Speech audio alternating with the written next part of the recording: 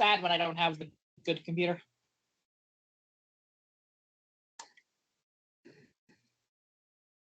Well, because my dad's at work, so.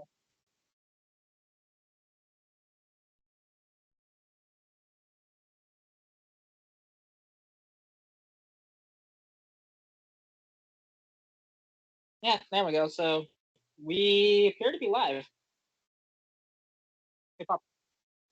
Yeah, we are.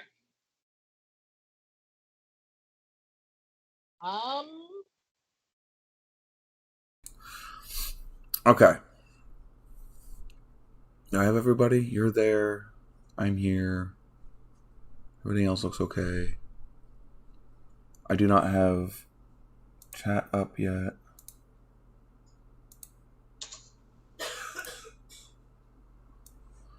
Why am I so rusty at this? I mean, you haven't done this for a hot minute. 2 weeks, 3 weeks. I think it's been 3. I did a live when I did my phone. So that was that. Yeah, I think that was 3 weeks ago. Because I think that was 3 weeks ago. Because most weekends I've been so busy that I could not come and end some of these lives. And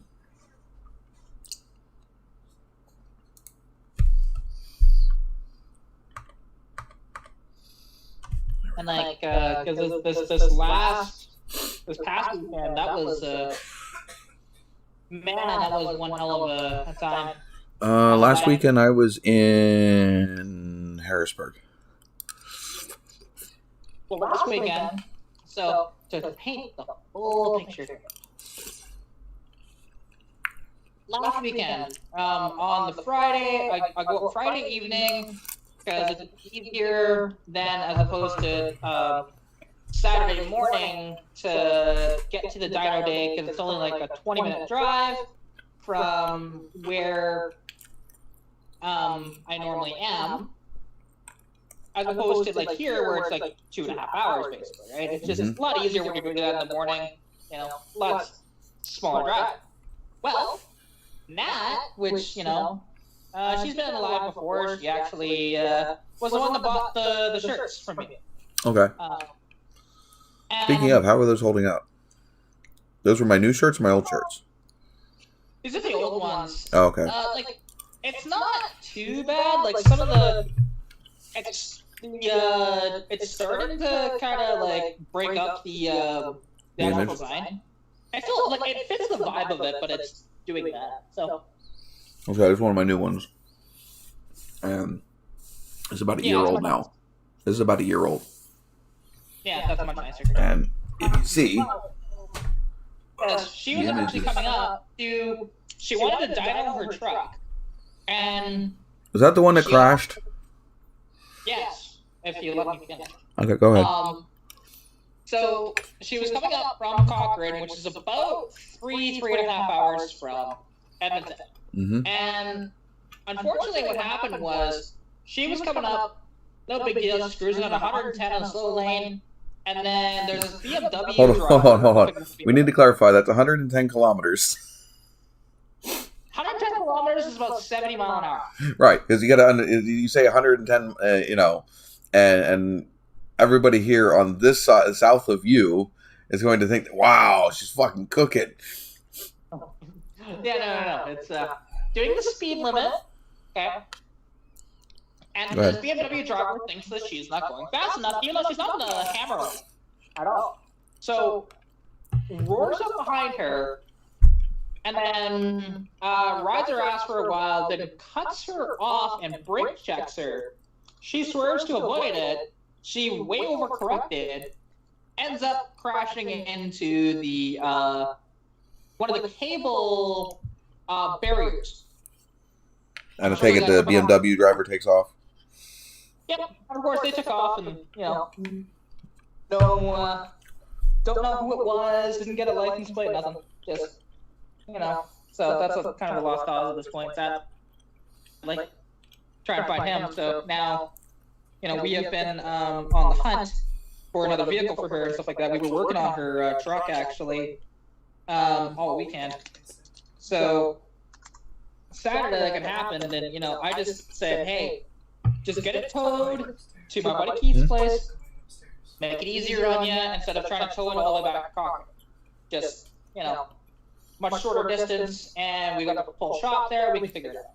So after I know that she's safe, because I actually whipped out there on the highway, it was about a half hour from where I was, and just made sure that she was okay, and thankfully she was.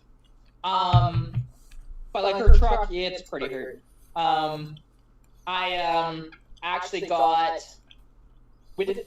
filmed a bunch of videos for her, and she might post those to her YouTube channel, we'll see. She might edit them together, I'm not sure yet. But, because in her truck was a 1990 Ford Ranger, and with a little 2.9, 5-speed, you know, had like over 340,000 kilometers on it, which would have been close to 200,000 miles, I think. Mm-hmm. So, decent amount of miles on it. And yeah, luckily it did not hurt the drivetrain at all. It just screwed up because those have a twin I-beam suspension on them. Okay. And the one I-beam was bent. The tie rod was bent. We were able to get a couple wheels on it with a lot of persuasion with the sledgehammer and doing farmer body work with a tractor and a chain. But and I think Harvey's in the chat. Hi, Harvey. He's the one that actually asked me if I was going live tonight. Oh yeah. But like, so unfortunately, so that kind of happened, and gnarly echo apparently. Mm-hmm.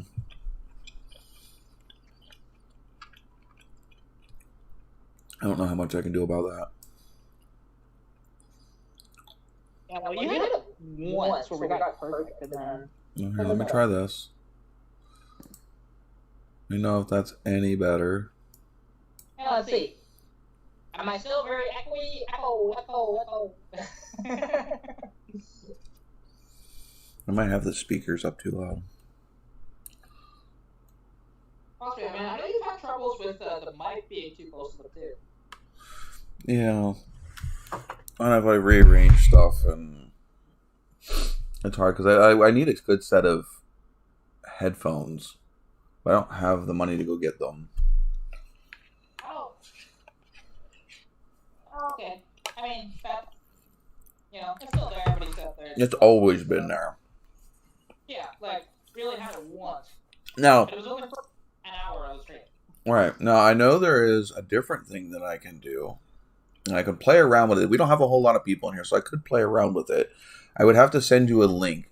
Streamlabs, which is the broadcasting, the open broadcasting software that I use, does now have a group chat feature. I don't know if it gives everybody an individual window or if it lets everybody be in a group window. I haven't played with it. But I could play around with it. Let me see. Let me grab a source. What is that? Yeah, so, I mean, after all that body work, though, on the car or on the truck, like, luckily, it didn't hurt the drivetrain. It was still running and driving pretty good. It pulled hard left because the wheel was doing a ka-chow from, you know, cars. But it was just priceless, you know? Just going down the dirt or going down the long driveway. I just tell her, hey, let go of the wheel, and she does, and just immediately, and for her to actually get it straight, she had to hold the wheel basically upside down. Alright, copy and share a link with your guest. When they join, they'll be able to see and hear you. Verify their identity in the preview area. When ready, add them to your stream by clicking Show on Stream. Enjoy your stream, adjust their volume, create new links, change your mic and camera. Don't share your invite link to anyone you don't want on your stream. You can invalidate an old link by generating a new one. Do not show this. See, now the thing is I don't think I can do a multicam setup this way. So my Skype feed, how I can have multiple of you guys in there at once. This looks like it's just a single person. or a single couple like individual windows? Well, here's a question for that, because would it be similar to this, where we have it set up to where whoever the loudest is in the middle, and then the rest of it is... I don't think that's the way this one's set up. Now, it says I can have up to one guest, but I have to upgrade to Streamlabs Premium to have multiple guests. Ah, okay. Because, yeah, that's something that I was doing. I did quite a few, or I didn't say quite a few, I did a couple of really long streams. Like, I broke my my streaming record, actually. Yeah. I went for almost 7 hours to one day here on YouTube, but I was using StreamYard, and cause what I was doing was I was playing on my PS2, but because I don't have a capture card, I'm trying to figure out how to go live on YouTube while having multiple screens. It's a pain in the ass. Yeah. So I elected just to use StreamYard, and if you don't have the paid version of StreamYard, you're only allowed 20 hours, and I basically had about 13 hours in 2 streams. Right. But they were good streams, to be honest. So much fun. Because I was just playing Need for Speed Most Wanted. I think I caught part of one of those streams. Yeah, you were in one of them for a little bit. I'm trying to... No, I don't... Oh, God damn it. Annoying freaking shit. Yeah, it's $19 a month. But I'm trying to figure out what all you get. And it won't freaking stay on the stupid... There we go. I'll try that. It won't stay on the screen where I can just look to see what it is. It keeps wanting me to... Yep. Select a plan. I don't want to select a plan yet. I want to look at what your plans include.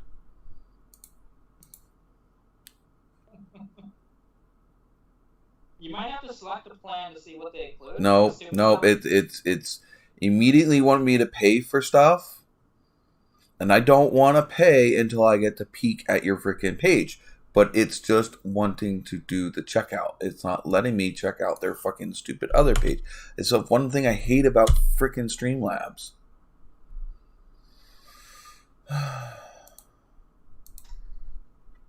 Is they're super fucking money hungry. Yeah, I'm just seeing if I can find it.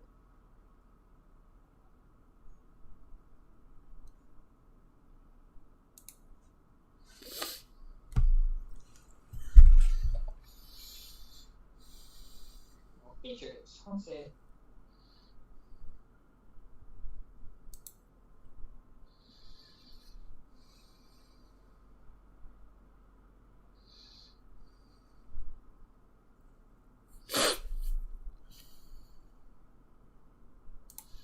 Learn more. That's what I wanted. I wanted to learn more. Now it's letting me stay on it. Thank you. Hey, it's fine. Cool. It was like $19 a month is a bit pricey. They're all like that, though. Yeah, like what I don't get is, like, why isn't there ones that are like, $5 a month? Okay, so it says the invite guests on collab, but it doesn't tell you how many you can have. It just basically, this is what it says for Ultra. Live streaming with another person is easy. Simply share a link, add a guest or an additional camera. They hear and see you and your chat while you stream. Invite a friend to chat or game or show off your pet. Keyboard art possibilities are endless. But yet then they don't tell you, what is the limits.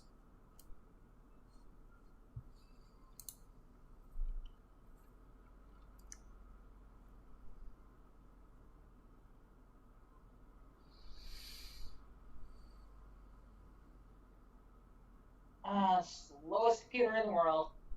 This one actually works though, because my laptop doesn't. Okay, here we go. Compare plans. Ultra is up to 11 additional guests. Okay. 4 cameras in that. I can see that now. I finally got down to the thing.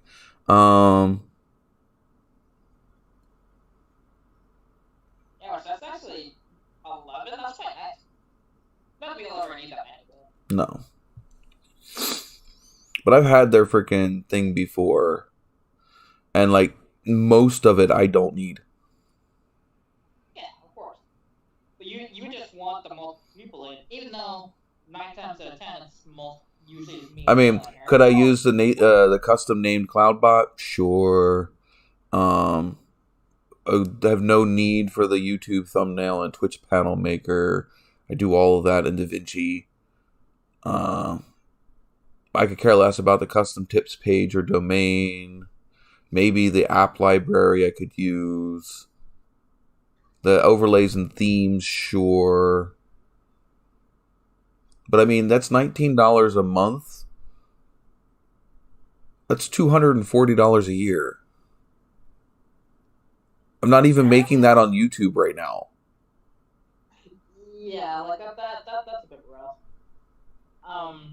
And definitely not off of these live streams. These live streams aren't making me anything. No, I'm lucky. Like with my really long live streams that I did, I think I made like $2. Yeah, like woohoo! It's just it's even better when you do like a really long live stream on TikTok and you get rewards and stuff like that. I've never. That's how you actually make money. Yeah, I can't do lives on TikTok because I don't have 1,000 followers on TikTok. Fair enough. Because that is the one thing that, like, on TikTok, there's a lot more interaction you get. A ton more than YouTube. But the downside to it is you get a lot of trolls. I ban between 30 to 50 people per hour of Legend. Yeah. That's the He said that there's a lower yearly rate. Yeah, there is.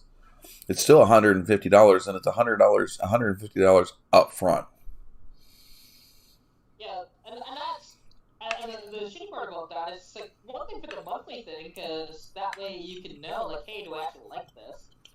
Versus, because I doubt there's probably not a free trial for that, is there? I don't know. I already clicked off of it. I'm not interested. Skype is free. Yeah, exactly. Skype is free, and because we could always, if we wanted to, we could always go back to what we had before. Streamlabs? I mean, StreamYard? We never really echo Stream. The reason we have the echo is not a Skype issue. The reason we have an echo is because I am using a browser source using NDI, which is converting the Skype feed into an internet source.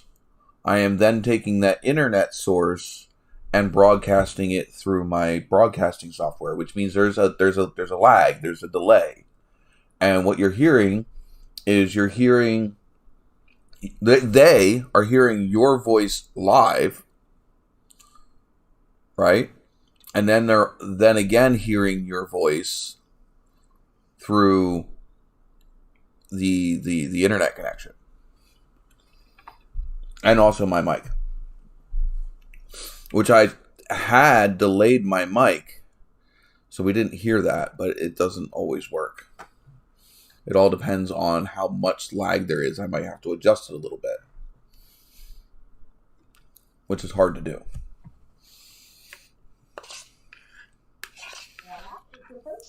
Since we last had, since I was last on a live, because actually there's a lot of stuff that happened, obviously, like the weekend with, dealing with the truck there and then the dyno days and stuff. 2 weekends ago, I went with Roy Marco to a racetrack. Well, after you're sharing all kinds of pictures of race cars in the live chat. Yeah. Oh yeah, and it was amazing. So, okay. The fastest time that anybody got, because it was just a small little, about a 1 kilometer, which is 0.6 of a mile, give or take, track, just with various turns and whatever else. Very fun. But I think our fastest person did it in 57 seconds of our group. Just of anybody, period. And I think that was the newer Mustang there. But then, the actual owner of the track, he pulls out his vintage F1 car. It's like 70s F1 car. It's really cool. And he ripped it on the track. Like, he's sliding the damn thing. He's locking up the brakes on the corners. Like, he's just giving it really hard. Yeah, does like a 30-second flat. Difference between a pro car and a freaking hobbyist. Oh yeah, like, it's just, and that's the one thing, like, cause he's like the owner of the track, he's a billionaire, and it's just nice that every year, we go out there. Like, this is the first year I've been out there, but Roy Marco has done this every year. So for the past 3. So that was just a ton of fun. I was having heat soak issues with my car. I didn't have full throttle the entire time, and also I ran into a snag where, because my float level was too high because it's designed for street driving, not race track. So it was stalling out, and I was also getting fireballs to the car. It was great. Woohoo! Yeah, I have a screenshot, and if you actually watch the videos, like, I've got the big, long form video here on YouTube, TikTok. There's a couple of 10-minute videos. But yeah, you can see on one of the runs, the second last corner, where it just big fireball comes out of the carb after I pulled the hood off the car. I have been dealing with undoing a lot of bad education on a 7-year-old. Oh. Yeah. Unlearning bad habits and lazy parenting. But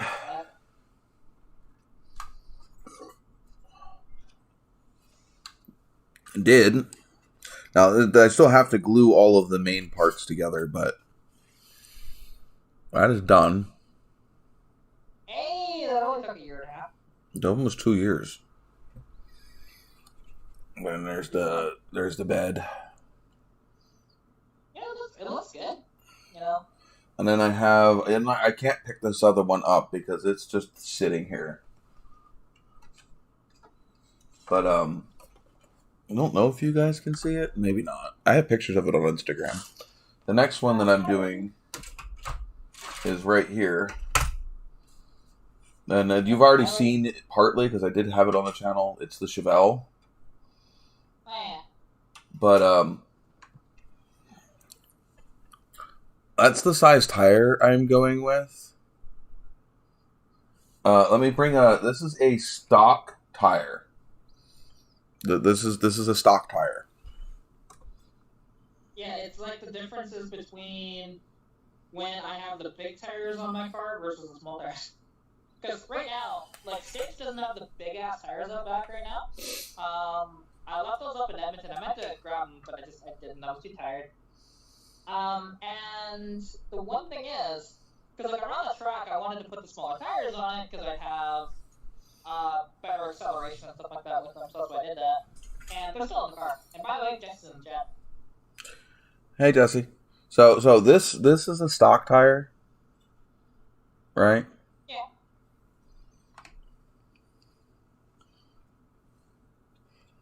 This is that tire.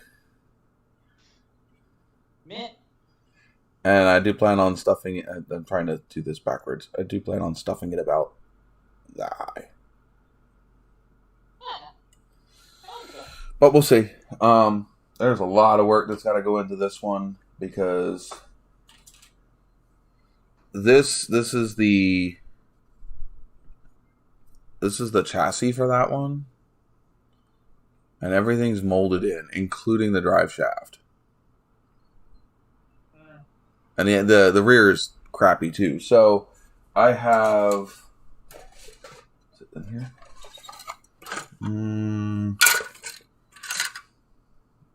It is not sitting in here. Where the hell is it?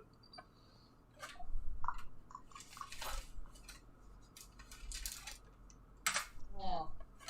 And probably, so today, because I'm actually sick today. I woke up sick. I'm like, ugh, this is gonna be a fun day. Luckily, it's not the Rona, because I did a test to make sure that I was okay. Yeah. Well, I was supposed to have a job interview tonight, but the person that I'd be, interviewing with is immunocompromised, so... That's not a good idea. Yeah, and I said, no worries. We can definitely reschedule for another day if that's how you feel comfortable with. I'd hate to have to give you anything. It's one thing if it was like really mild, but at the time, like I feel better now. But earlier today, oh my god, I was just a freaking wreck for a while. But then I went live on TikTok for like 20 or 30 minutes, and I felt better. Oh, this is the front suspension off of a stock car. That is the front half of the frame. Other half of said frame. So I'm going to literally cut off the whole front suspension of the Chevelle and graft on this stock car suspension. Then I'll just use all the front suspension off of that, and then I'm going to snag a lot of the rear suspension stuff too out of this kit. I was thinking about stealing the engine too, but I don't really like the engine. I like the one that this is the engine that comes with the stock car kit. I like the 454 that's in the stock Chevelle kit. But yeah, so I'm going to hack up a NASCAR kit because I'm not a Jimmy Johnson fan anyway. And use it to improve the detail that's on that Chevelle kit because it absolutely is garbage. I want to grab because it's one of the coolest things that the Canadian government has ever put out for money. I finally found one in my change. I'm just gonna grab it because it's kind of cool. Yeah. Because it's a $2 coin, but the colors of it are freaking neat. Yeah. I also got robbed this week. Yes, you did. Now, I had all of the truck parts that I pulled off of the truck the other week. I had them sitting just outside my garage, and somebody decided to help themselves to it.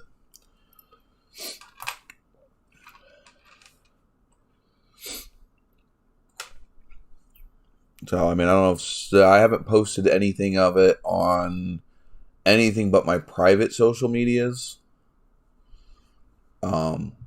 Mainly because, I want to see where this is going before I start posting stuff online.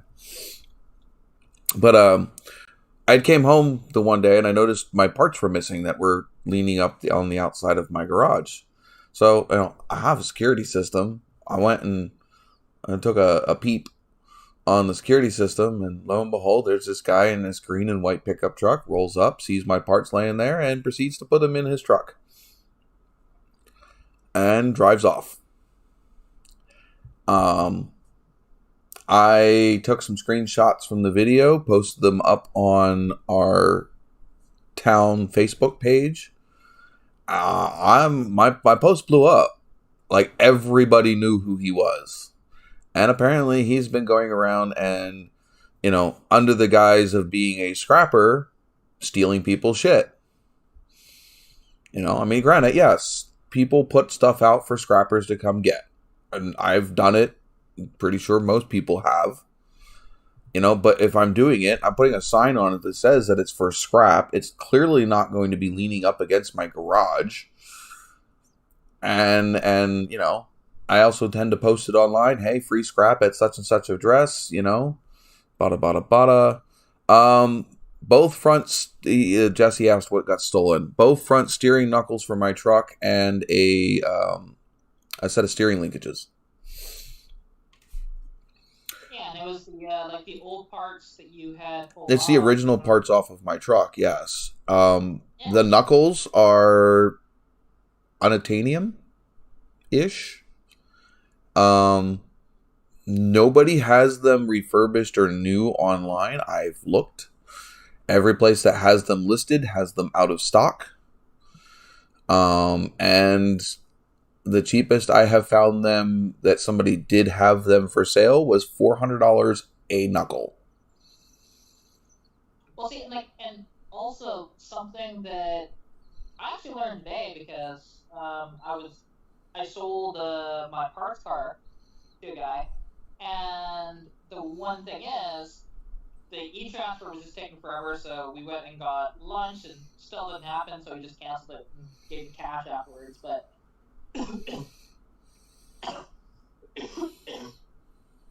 he was telling me, and something, like, and I believe the guy, to be honest, but it's just weird.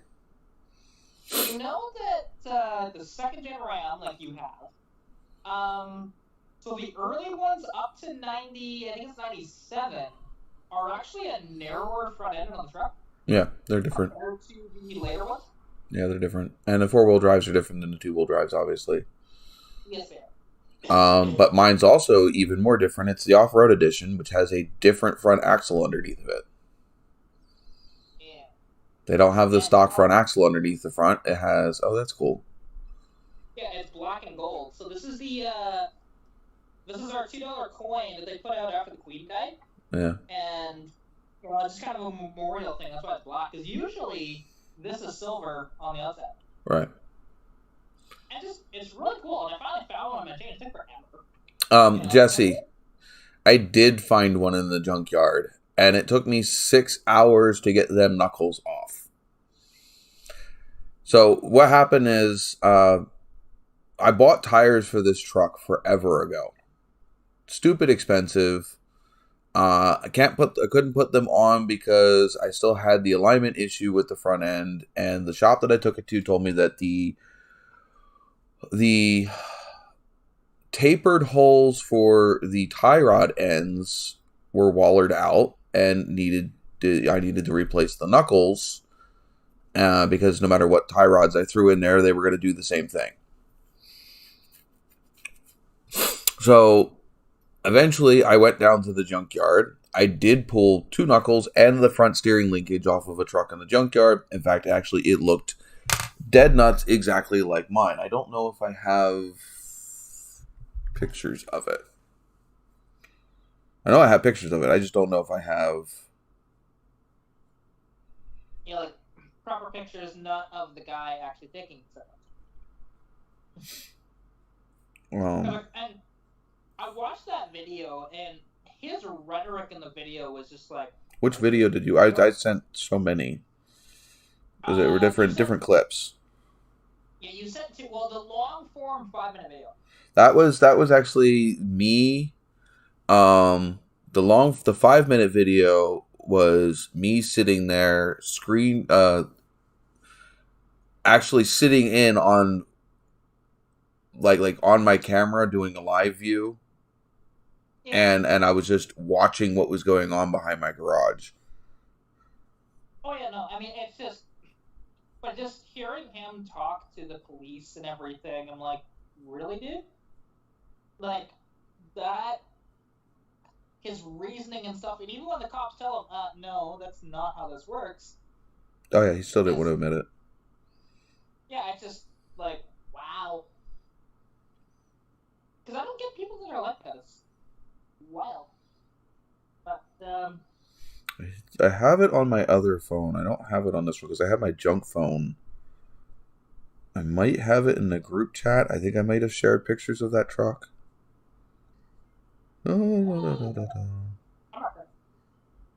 If I could find my messenger.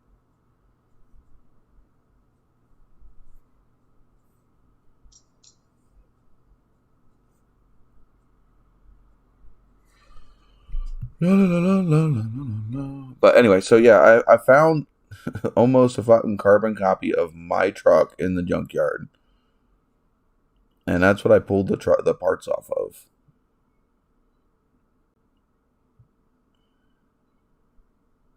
There you go.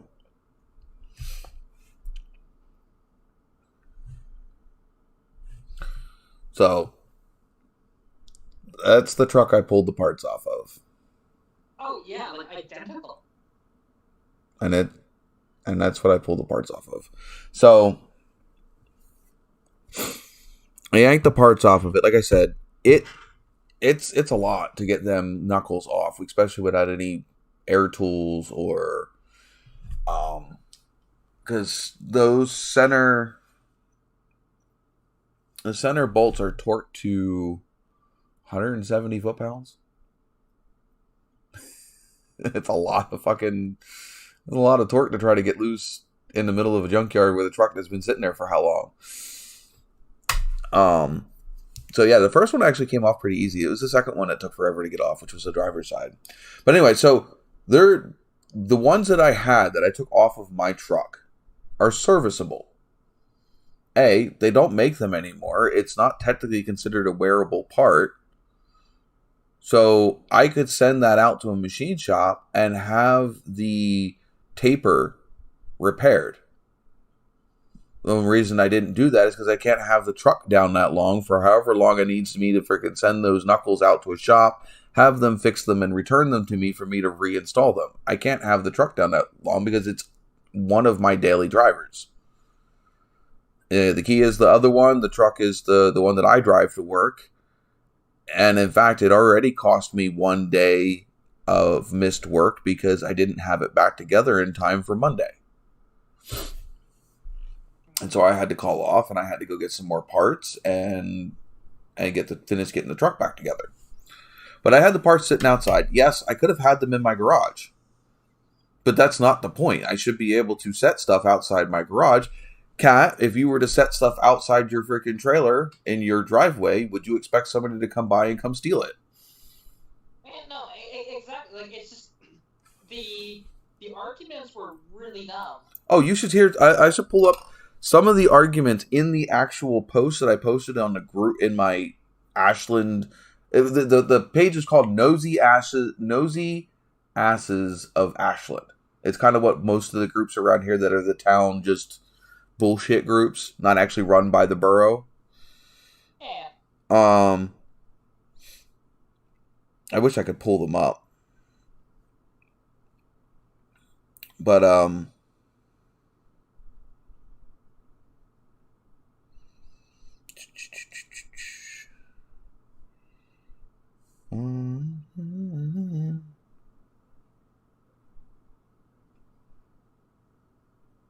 which one do I want? Is it this post? Yeah, well, this is the first post. So my comment was, I took a bunch of pictures off of my webcam. So, just some screenshots off of it. And I said, nice to know, this was before I knew who he was. I said, nice to know you thought that my car parts belong to you, Mr. Sticky Fingers. That was my post. And then, like I said, it was a bunch of pictures of screenshots from my security camera. Here's one. I don't know this guy, but is it possible that the parts look like junk going out for the trash? Is possible, but they're on my property. Now, some people later were trying to say, well, your garage butts up to an alley, and that's public property. No.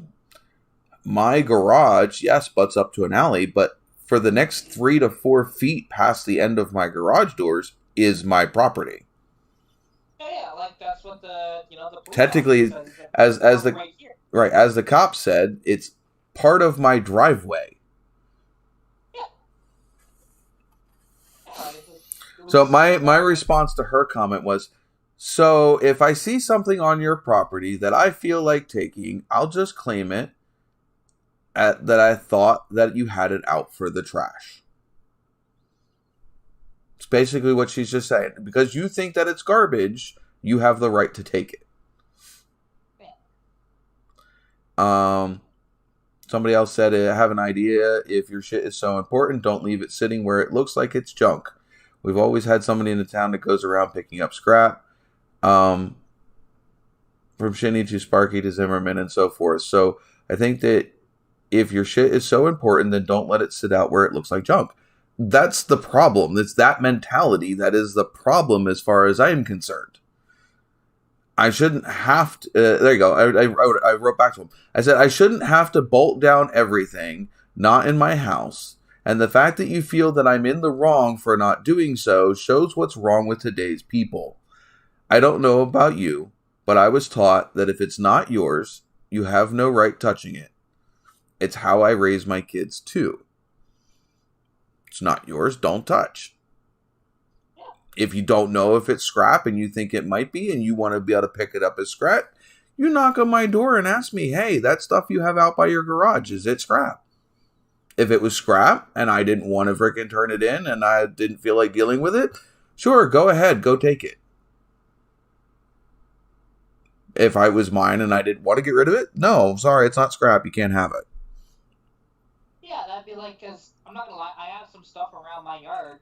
That'd be like somebody going into my yard and being like, hey, you got all these tires here. His excuse was, well, why didn't you put it in your yard? Well, A, my yard is all the way on the other side of my garage. Yeah. I could have just put it in my garage at that point. 2, I don't put it in my yard because my dog uses my yard as a bathroom. What happens with metal and dog pee? Well, and also, like, here's the thing, though, too, is, if your child decides to, go into the backyard with this metal that could potentially be, sort of dangerous as well, that's a problem, because, like, your kids are not that old, right? 6 and 7, 6 and 8. Oh, well, we'll be 8 in April. Yeah, and see, like, and that's the thing. At that age, what do you want to do? You want to touch everything, right? You see something and it's like, ooh, I'm gonna grab that. And, and that could actually cause potential injury to the child. Right. So, yeah, why would you want to do that? As for Jesse's comment of, so did the guy return it? We'll get to that. All right, so we'll continue on my story. I'll go back to these comments on the post later. So I did end up getting some people that told me exactly who he was and where he lived. Well, not exactly where he lived, but at least what block he lived on. His truck is pretty recognizable. Very rarely have I seen a Ford with green with a white accent color on it. In today's, that's like an old school paint job, but that was a newer truck. Well, newer as in considered to me newer. Not newer as in like last year or two. It's one of the Fords with the dip down door. Yeah, it's a mid 2000s, if I'm not mistaken, Ford, from what I remember. I think. Good to see viewers taking up one of the... Okay. Howdy, Steven. Yeah, hi. I don't think I recognize him. I don't recognize him either, but... Anyway, so... Yeah, that's cool. So, I... promote this a little bit. So, it might be one of my subscribers. Might be. So, anyway, so... I had posted on Facebook. I had got a bunch of people come back and tell me who he was, where he was at. And so the other day I decided, let me go see if I can find out exactly what house he's at. And I went around the front of his house. I didn't see his vehicle or anything. So the front of his street. I went around to the back alley to see if maybe he had his vehicle parked out back. And as I'm passing his garage, he's pulling up to his garage. So I go down another house or so and pull over and get out of my vehicle. And I said, hey, did you happen by chance to pick up some scrap? Or would you, pick up some car parts? I didn't say scrap, I said car parts. Pick up some car parts behind my house. And he said, what street do you live on? I said, Market Street. Immediately starts mouthing off at me. Most likely he's seen my post on Facebook, whatever. Calls me an idiot, tells me, well, if it wasn't trash, why did you have it out back behind your garage? If it wasn't scrap, why'd you have it outside? And I said, it doesn't matter. It's on my property. You did not have my permission to take it. It's theft. And, even if I was throwing it away, at that current point in time, it was on my property, and he did not have permission to take it. It's theft, period. Huh?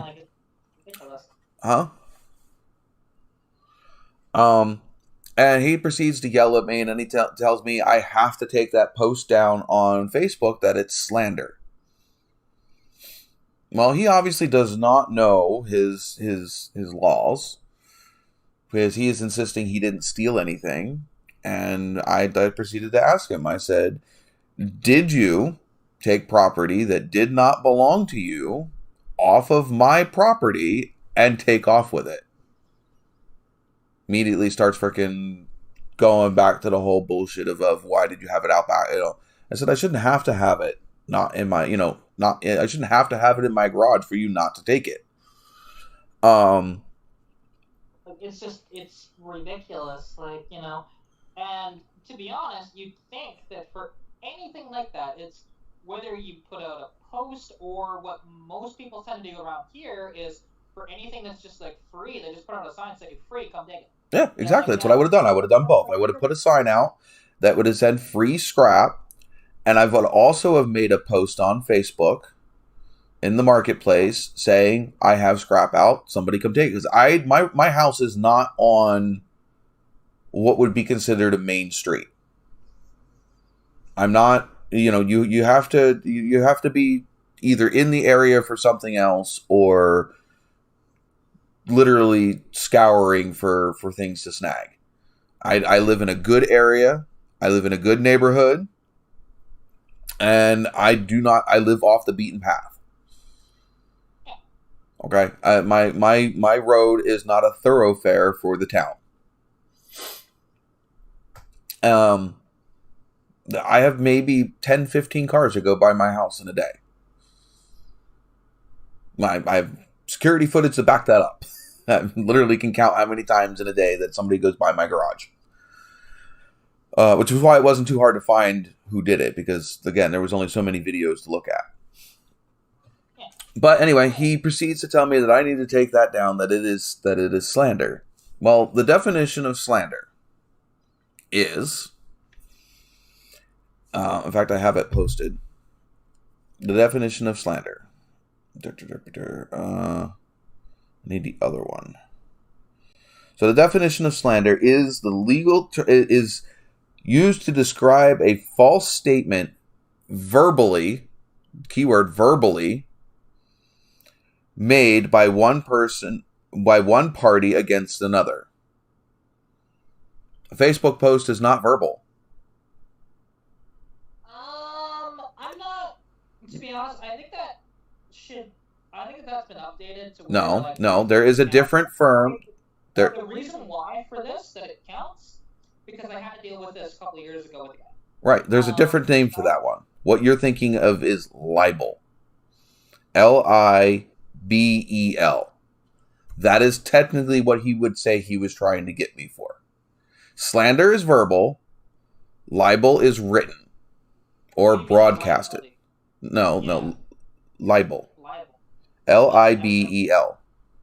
Just because, I had somebody that was slandering me a bunch, and I sent him a cease and desist, and got the other thing that has to happen for a slander, though, is it has to cost you something. Yeah. So it either costs you a job, or it costs you money, or something. So, anyway, finish the term.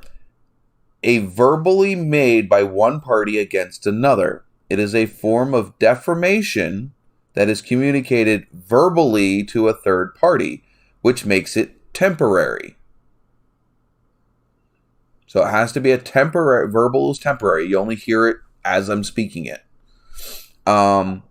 Slander has to be driven by malice and the act of knowing that the claims were false. My post on Facebook wasn't in malice. No, it wasn't. It was a form of information gathering. 2, my claims were not false. Somebody came onto my property. They took my property off of my property for their own material gain. Oh, yeah, because when I dealt with this guy that correct, was Harvey, slandering or being libel to me, I guess, is I've never heard that term before. That's yeah, it's a written form of defamation. Yeah. Because there was a guy that, so he's here in town. He's a prominent person in the car hobby, to be honest. Him and one other person has ruined the entire car hobby here in town. I don't go to the meets anymore. It's just really bad.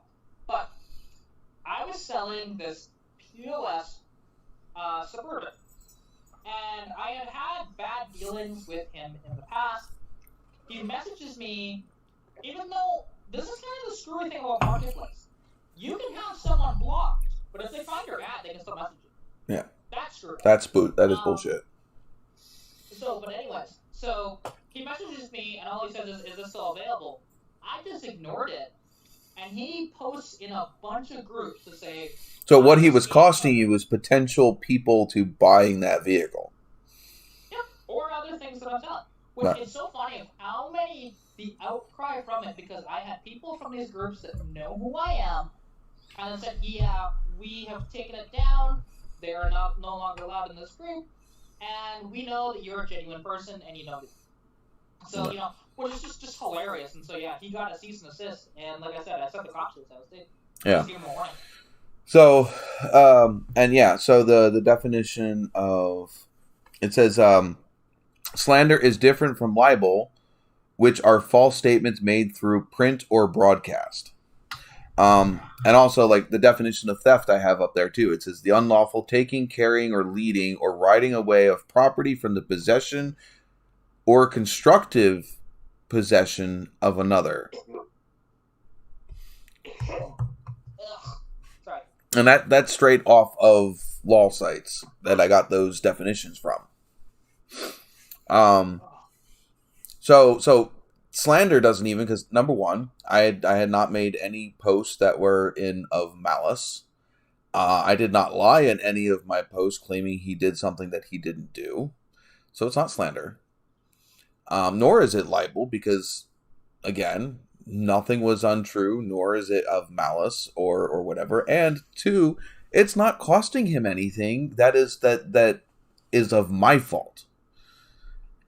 If he stole something and that's what he did, I mean, clearly right there in the video, he stole it, then I'm not saying anything that is untrue. He did the action that is costing him jobs. I'm just exposing him for it.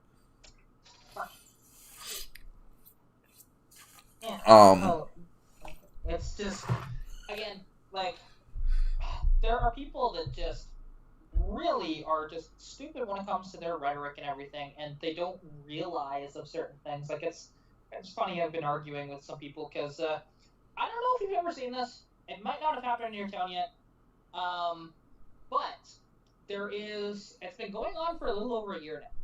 There is something that's happening with new street lights that they are malfunctioning and turning purple. I've seen that. I've seen that for years. Yeah, since I was a kid. But when people are trying to say, they put those in with those purple ones to make it so that people can't see their veins and shoot up. I'm like, no. No, it's just the way that the lights work. It's just like when your halogen lights flicker. It's just it's how the lights work. They're just not warmed up all the way, and you know. Well, it's actually a failure in the lights, to be honest.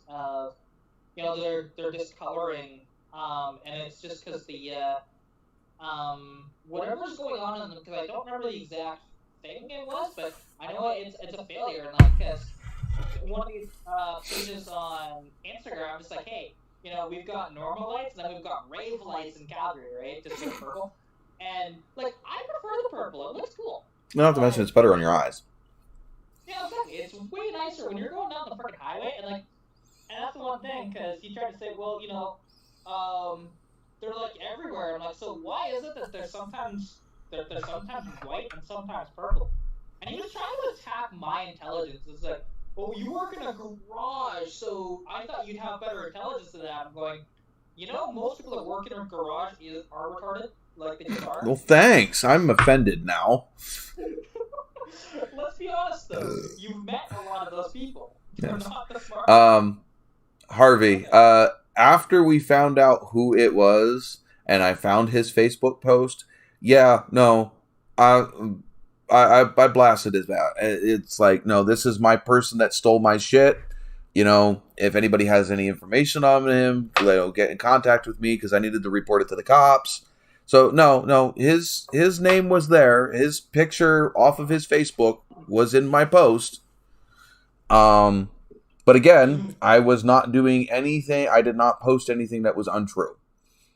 If he did something stupid and got caught for it, and you know, it got made public, well, that's his fault, not mine.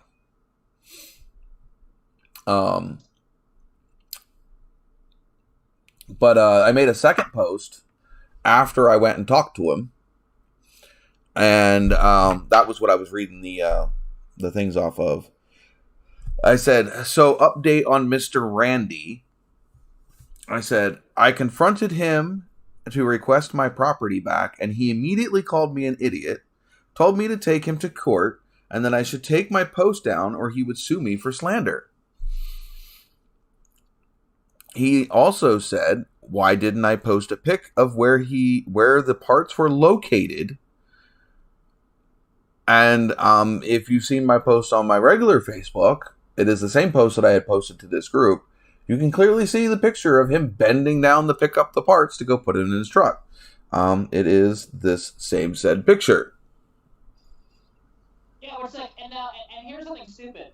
So, because yeah, like where you have your camera set up, like you can barely sort of see that spot. But here's the thing, like especially if you were out of view of the camera and you're close to the house, maybe that's not the thing to take at that point. Like, you can see it clear as day on camera. I can show you a different. I have pictures of where that stuff was laying. And even if you didn't have like a picture that you took like after you took them off, and did that, because who does that? To be honest, we're YouTubers. We video that. If we were videoing, like that's one. So I had a cat knock my camera down. And this was before I fixed the camera. Ah, okay, yeah, it's right up against the house. That's the back of my garage. It is right up against the garage. It's not out in where I would put my garbage. It's not, Then that was before I had literally just fixed that camera that weekend. So lucky I fixed the camera. And even though I still would have been able to see him, I wouldn't have been able to see what vehicle he was driving off in if I hadn't fixed the camera. But that is also why I have that camera there.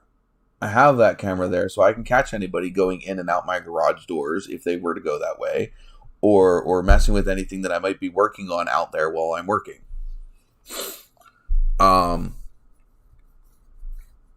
But so he had basically told me that if I don't take the post down, that he was going to get me for slander and all of this other stuff. He also said, why didn't I post a picture of him where the parts were located? And again, like I said, it was part of the post, was I made sure that I have a picture of him taking the parts from right in front of my garage door.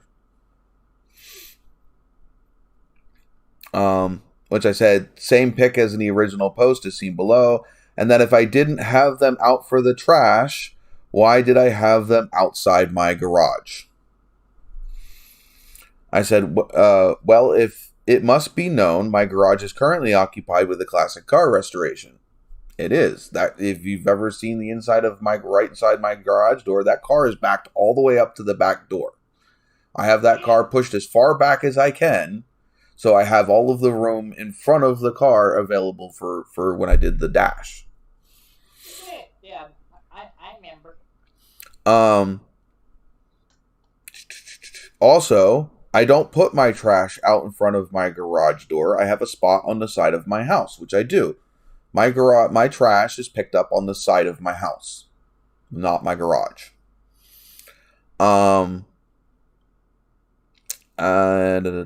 Either way, if it's not yours, you don't have the right to touch it without consent. And I said, your assumption that it is garbage does not grant you consent. Because that'd be like, not that the shops in town actually care, but if you go out and need a piece of metal or something, technically they can go after you for that if you do that, but they don't care. Yeah. But it's the same idea, though, right? Like, because I've had to do it a couple times where I just grab metal, but they've never said anything, to be honest. You could always just go in and ask, too. Yeah, I could. But it's usually when they've been closed on a weekend. Right. So, it's just one of these things. But I've never had... Exactly, the metal varies. But also, like, I don't take car parts. I don't do anything that. It's literally just scrap steel that I just need a little chunk of it to cut and weld for something. Right. That's all. Right? And stuff like that, they don't care. Like, yeah, if you're trying to go into their kind of like converter bin and take those, or if you're trying to, you know, their car part bin, they might be upset about that. Yeah. But, it's one thing, like, cause if you had like a jagged piece of metal or something that you were cutting up or whatever, that's one thing. But you know, those are just car parts, and yeah, well, they are kind of, you know, surface rusty, whatever. But it's just, yeah. Let's see. What are some of the other ones here? It's crazy. But yeah, so I ended up going back to the house. After that, I gave up, walked away because he was just getting angry and threatening, and I really didn't want to get to the point to where he was going to get violent. I don't know this guy. So I went back home and I waited till I calmed down a little bit, and then I called the cops. Cop shows up at my house. I do have video of that too. I don't have it posted, but the second I tell them who I think took it, not think, because I have positively identified him. I mean, his Facebook picture with my security camera footage. There's no denying who it is. Not to mention everybody is like, yeah, that's who that is. As soon as I mentioned his name, I swear the cop got giddy. Apparently they have been trying to get this guy for something. He is a known nuisance in the town. You know, it's not like Cheers where everybody knows your name and it's a good thing. No, this is everybody knows your name because you're constantly being a pain in the ass.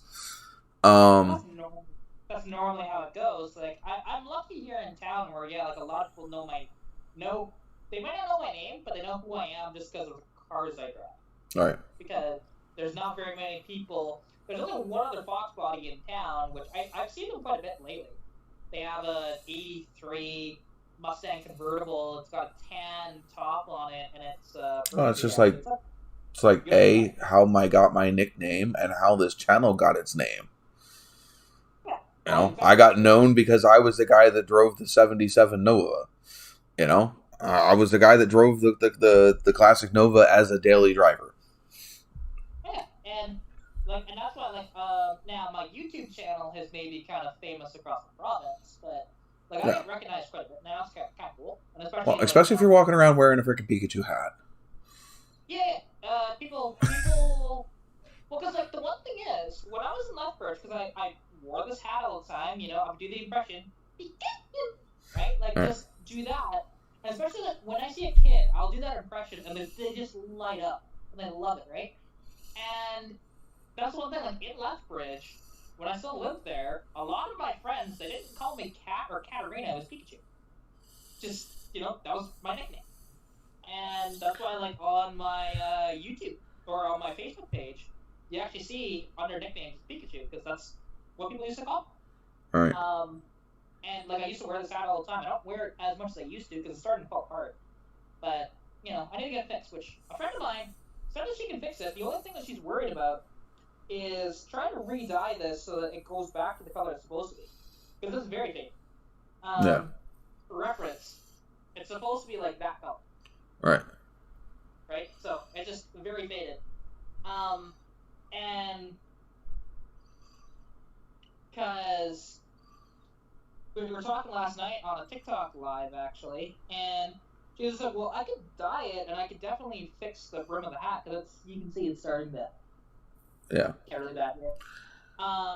But she was just concerned with the whites of the eyes, especially, that if she dyed it, that those could go yellow. But I just told her, you can probably use painter's tape and be okay. I wouldn't use painter's tape. I would use liquid mask. Oh, yeah, actually, it makes sense, yeah. Because that would soak into the fibers a little bit more. Yeah. And I would actually mask off the whole black. The whole eye. Oh, yeah. in front and back. Yeah, we definitely will be doing that. Like, the eye, the cheeks, even a little smile here, and the black on the tips of the ears. Which the ears aren't a big deal. If that actually went yellow, we can just dye it back black. It's not the end of the world. Mm-hmm. But, that's just one of those things. The red and the black you could re-dye back to whatever it is. Yeah. Well, these are a little tougher just because this is it's like a textured material that's a little fuzzy. So is that's not embroidered?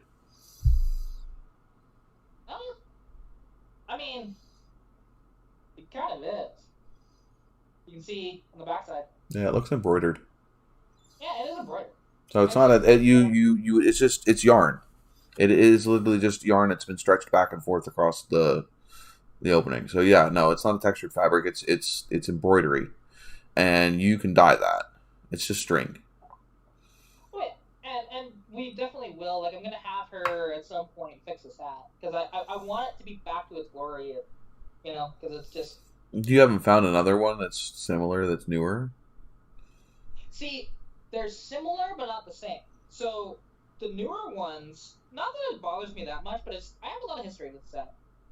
Just at that point, you do like what I do.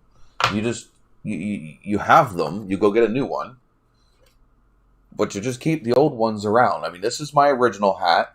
This is my second hat. I need to go out and go get another new one. Both of these are decommissioned, and as you can see, like your hat. No, I want this one. Like your hat. There's the color it is now. That's the color it was. Yeah. And so, this hat has been through everything. I mean, just look at the buckle on the front. I mean, it's even got tarnish on it from sitting. It's one of these things, though. I have a lot of history with this hat, and I'd much rather fix it than get a new one. Yeah. In fact, actually, technically, both of these hats are exactly the same, just a different color. And you can just see how much worn the brown one is versus the black one. The black one I can still probably wear. It doesn't fit my head right anymore. It's a little small on my head now. Like brown leather does wear in a weird way, to be honest, compared to black. So. Yeah, my problem with this hat is with this one, the actual hat itself is too small for my head now, which I don't know how it shrinks.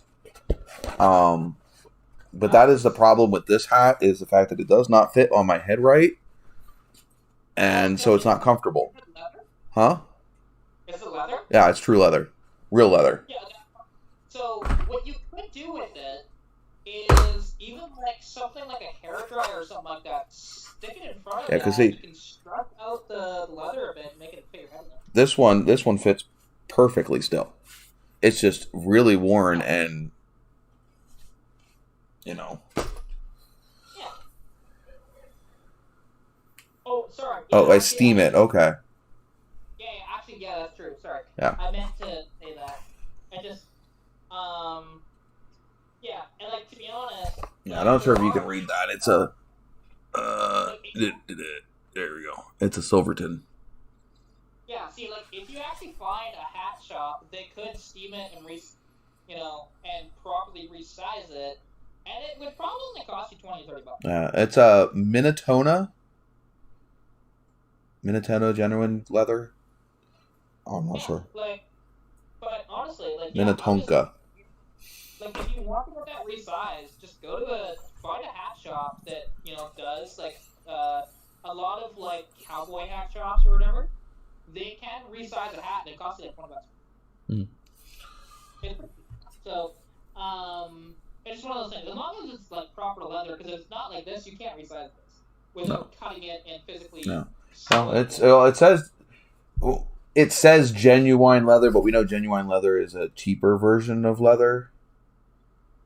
But I don't know. It's still a nice hat. They weren't cheap. And Harvey, that's $50. I can get this thing fixed for a lot cheaper than that. Plus, it's also not identical. I've never found another one with a smile like this. Pikachu has the open mouth with the little red part. Yeah, because like, hold on, I've got Pokemon cards that I can show you why I want to keep it with this little smile like this. Because they're just right there. So, here we go.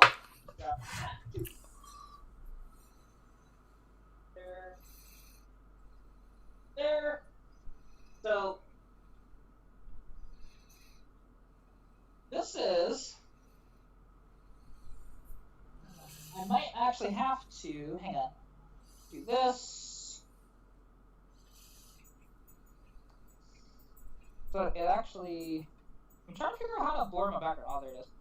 It's so annoying when you're on a phone to blur the background. It's a pain in the ass because it's actually off the screen and you have to scroll and then press it. Right. Right here. There, I got it. So that it actually focuses on what I want it to. So you see this, this is a Gen 1, oh, if it'll focus, come on. This is a Gen 1 Pikachu card, right? This is from 1999, right? And you see the smile, just like on my hat. Okay, no, I decided to blur it out. I don't know why it's doing that. Hang on. Let's just see if I can fix that. Okay, maybe see. There you go. See? The smile is the same on this Gen 1 Pikachu card. Which I like that. But the newer ones, actually Harvey just sent me a message. Because this is just a cheap, newer card. But you see, like, Pikachu has the big smile. I like the older style like this. It's just one of those things. But it's also like $50. That's expensive for a freaking cheap hat. Like, because they're not super high quality hats. Like, the back snap is plastic. Here. It's not great. But it is authentic. That's a normal. That black plastic is normal. Yeah, like I've had this hat since 2016. Like, I have history with this hat, and I don't really want to get rid of it. So, and I'd much rather just get it fixed than keep wearing it. Yeah, I see the new ones have like a really cartoonish front smile on it now. I have found $24. Spirit of the Halloween has them with your Gen 1 smile on it. Well, the one thing is, it might not be. This is officially licensed Pokemon. If it's less than, if it's less than like $30 or $40, it's probably not licensed Pokemon.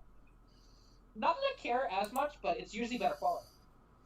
So, officially licensed adjustable mid-crown normal bill bucket closure. I'll send you the link. Yeah, it's not.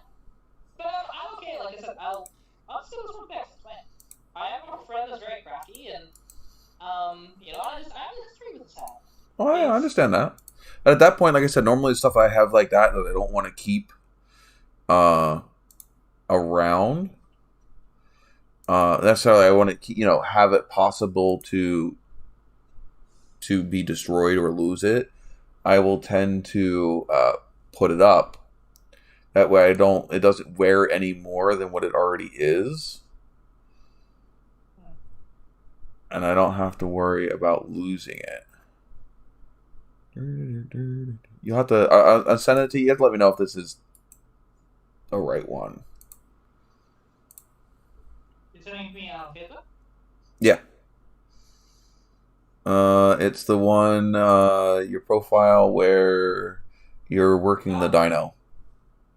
I see it.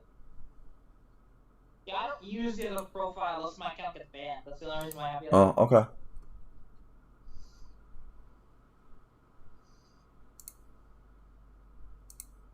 Yeah, see, I'm not finding.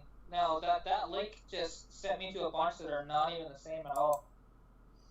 Like, you can tell a lot of these are not officially licensed because they look like crap. Well, this one said officially licensed. Yeah, none of these are. Just the style of it is just not right.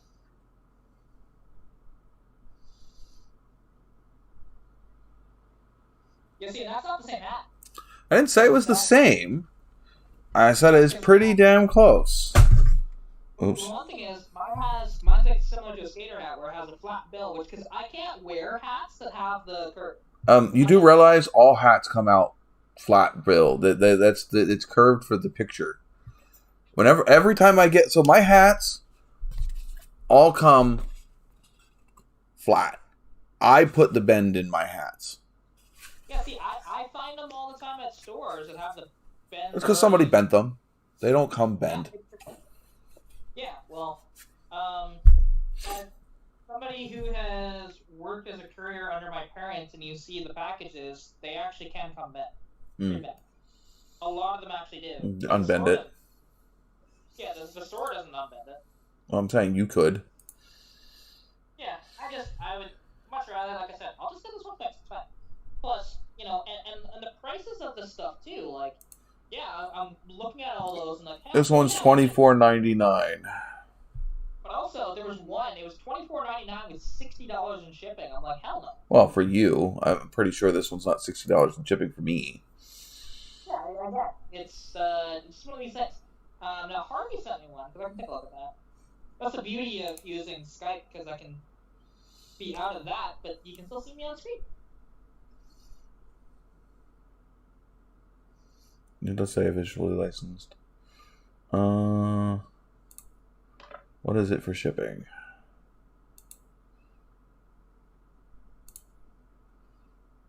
Yeah, that's actually the one he sent me. Actually, it's a very similar hat. I don't know the website though. That's not a gamble on that one. But it's fine. Like I said, I'll just get mine fixed. It's fine. Won't let me tell me shipping until after it's been processed. Yeah, and that's why, a lot of these things, again, it's cheaper to get it fixed. Because she's going to charge me basically nothing. She'll charge me just materials. Which is nothing. It'll be like $20. That's if she's able to bring it back to the way it was. Oh, she probably can, to be honest. I've seen her work. She does really good work. Fixing the brim, that's going to be the most difficult part, because dyeing it itself, not really. Yeah, because it's a really good friend of mine. So, That's one thing. I have really good friends that can do a lot of different things, and it's kind of nice. Even if I ever actually properly get enough money that isn't just the cash in my wallet right now, and can actually afford it, because I might order a few shirts and potentially sell them. Because a friend of mine, I get shirts made incredibly cheap, and they're really good quality too. Here's one off of one of Kidden.com. $10 shipping, $29.99. And it is officially It is officially licensed Pokemon. Yeah, and it wouldn't be $10 shipping in Canada. No, probably not. So, and it's again, I'm not gonna get a new hat. I'm just gonna get this one fixed. It's fine. It's fine. It's ADHD. I just. Yeah, exactly. I know, but I have to tell you that. So my friend that makes my shirts, because she's only made me one, and she gave it to me for free. I just wish it wasn't white, but That's the one with your car with 3/4 rear view. Yeah. That one. Well, yeah. And I love that shirt, to be honest. And the fact that she digitized that image, it's not perfect, but it's really damn close. I did one for. The hell was his channel? He had a Volvo, a green Volvo. He was from Australia, and I did his car, just like I did my truck, and it came out really, really nice. I don't know if he ever used it. Well, see, because for me, it's kind of nice. So if it's a new design for something that she hasn't already saved, because she has mine saved. It's just whenever I order shirts. It's only $20 a shirt. That's $20 Canadian. It's really cheap. That is shipped to me as well. Just, I don't know how she actually affords to do that, other than those. I know she charges people more. She probably has an image printer. So like my Teespring, my shirts are. It's like an inkjet laser printer, but for fabric. Yeah, that's essentially what she has.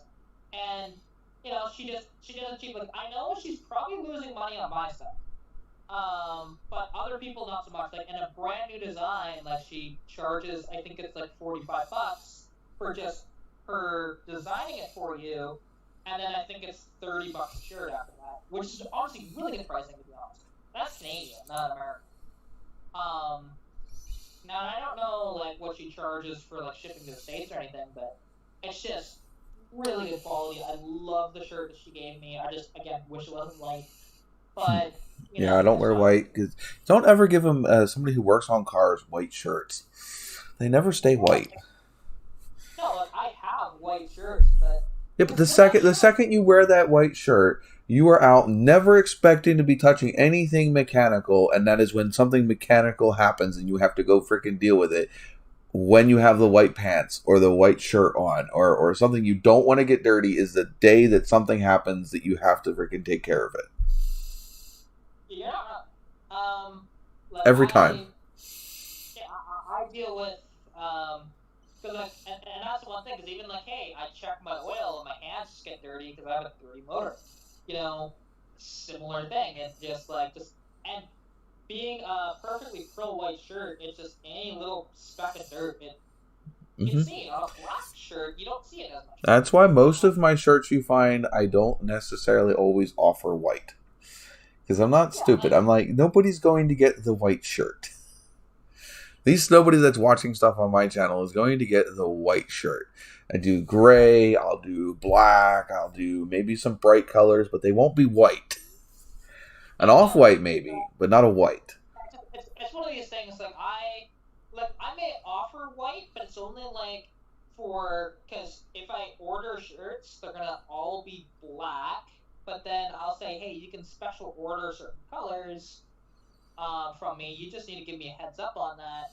And because I'll basically buy them and then make a little bit of money. I wouldn't make a ton. Like I might make $5 a shirt or something, you know. And just to get my merch out there. It's not really to make money. Well, not a minor price. You see, I've made like, what, $1? $2 off my shirts? I have to go back. It reminds me, I need to go back in there and redress prices. But yeah, because inflation has killed me. Because they're still priced for pre-inflation prices.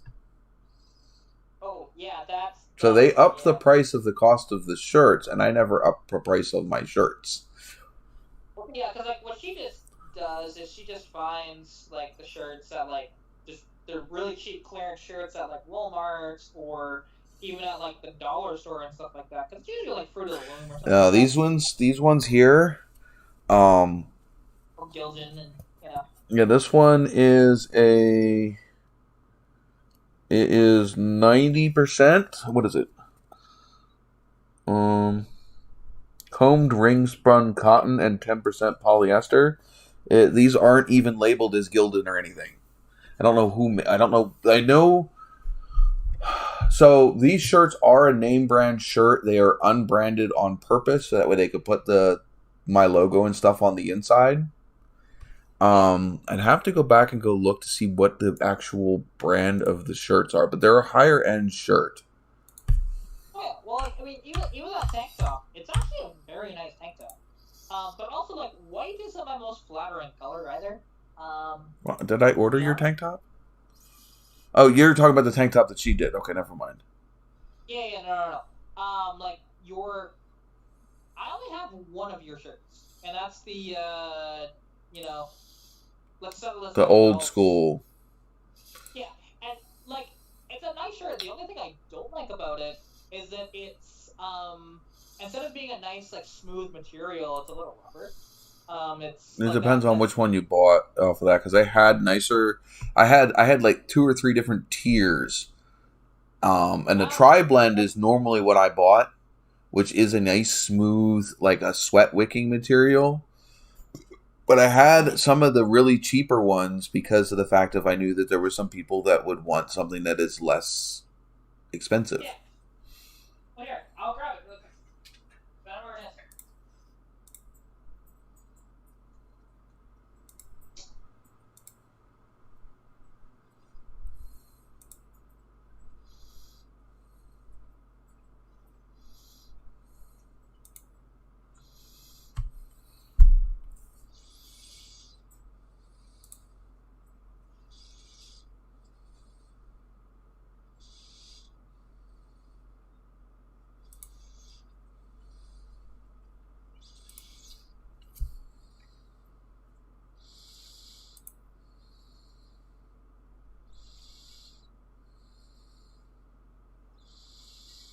Okay.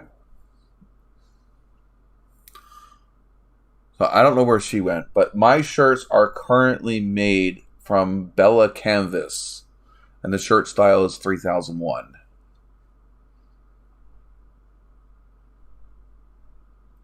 So that is the brand that I currently go with to make my shirts.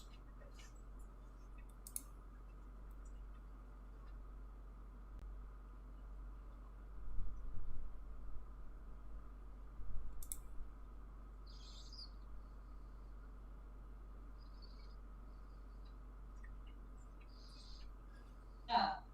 Actually, I don't know why I thought that. I was thinking of another shirt, I guess. But yeah, like you can see, like it's getting quite like the material on the back. If you look. Yeah, see, that's. I mean, I can go pull my current shirts. Give me a second. I'll be right back because I know where my one current shirt is. Maybe. Yeah, because it's falling apart.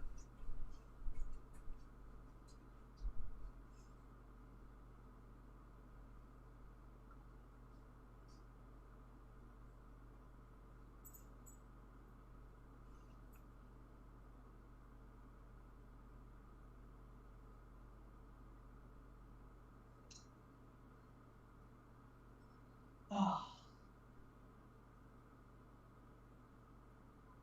Ugh.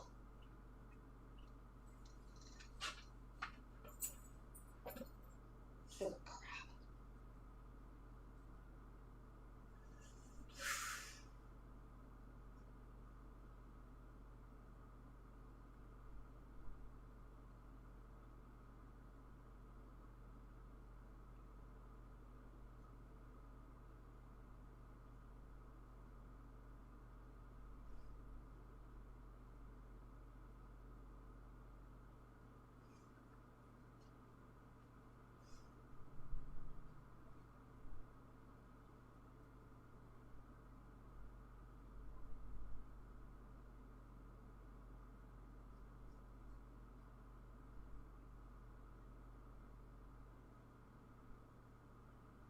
Oh.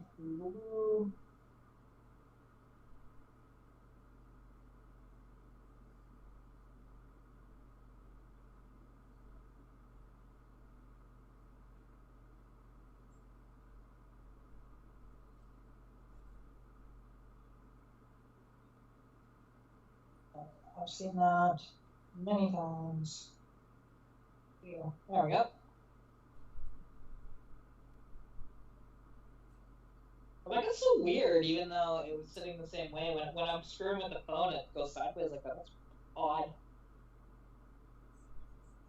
I don't get why, because the phone's staying in the same orientation, but the apps aren't. So maybe it's that. But yeah, no, it's just. I lied. I don't know where that shirt is. I have that exact same shirt that you have somewhere. But I mean, this shirt is, what, a year plus old? And you can see the logo on that one. Yeah, it's actually in pretty good shape. Yeah, this is And here's this the. shirt is Bella Canvas, which I've actually heard of them. That's who makes my shirts now. Yeah, so it's your newer shirt, but it's the older design, and it's just falling apart. Yeah, that was from the old company. The new shirts that I have are also Bella Canvas. They're Bella Canvas 3001 is the style. This is a very soft shirt. I don't know about that one. But Bella Canvas is a company that I'm going with currently for the shirt brand. As for the company, though, I use Printiful. Not Printify, but Printiful. Yeah, and it's funny. It's always funny, like on shirts especially, or on pants or whatever, to read where it was made from. Like, what third world country was this made in? This one's Taiwan, I think. Guatemala. Yeah, this one I think is Taiwan.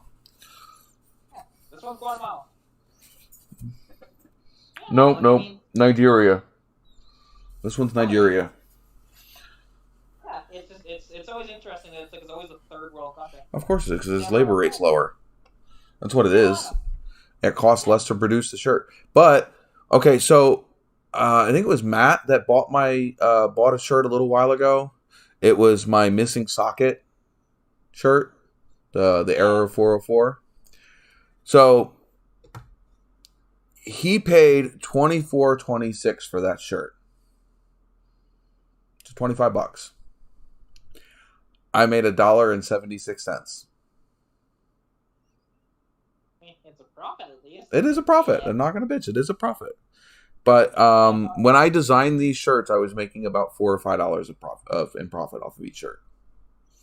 Oh yeah, because the one thing that I have to figure out is because if I order a few shirts, I'm not going to order that many.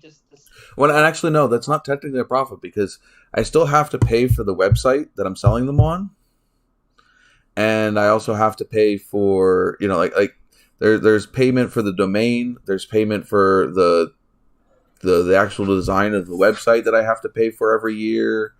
So there's still overhead costs. That's just a profit off of what the shirt company charges me. Yeah, see, what I want to do, because I can do this, and I think it's free, is you can set up an Instagram store and do it that way, which is probably But I've already looked into this. I mean, if you notice, I have an Instagram store. Okay. It's off of this.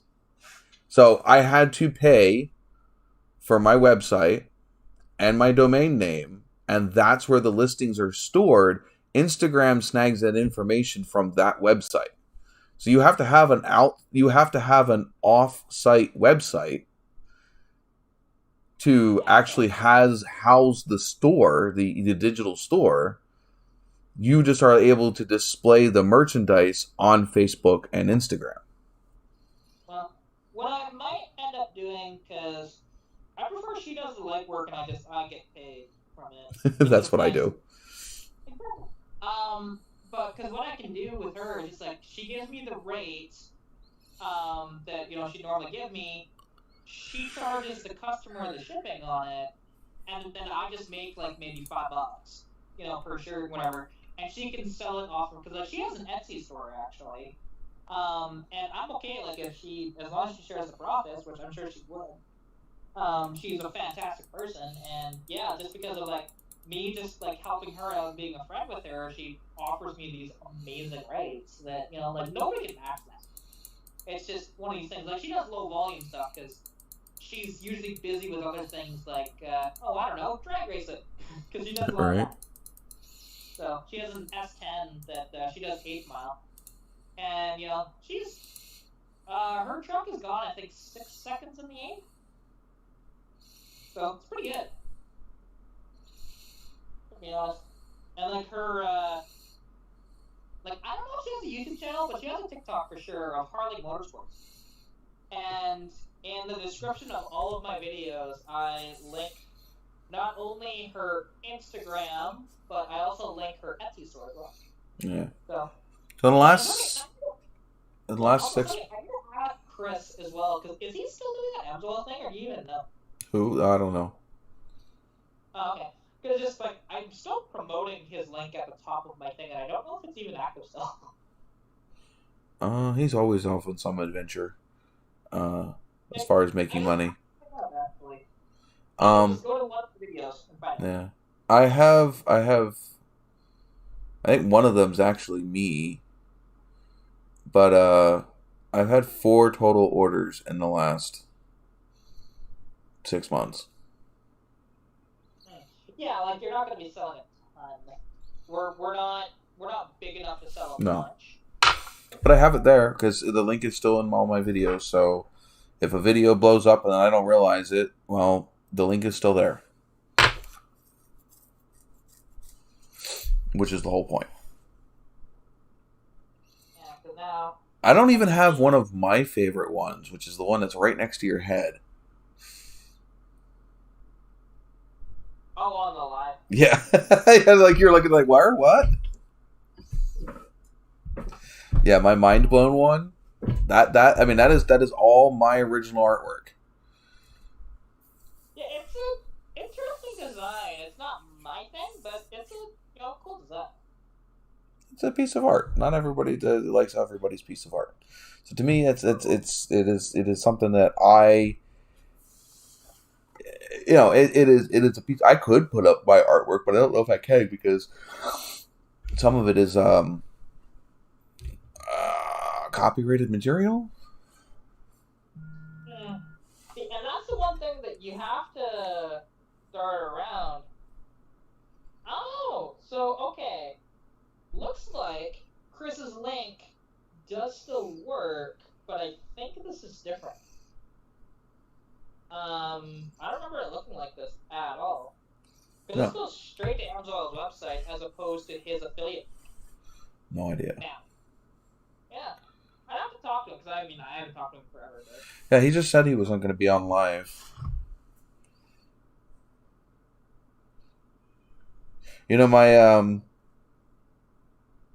My phone still does not have a back on it.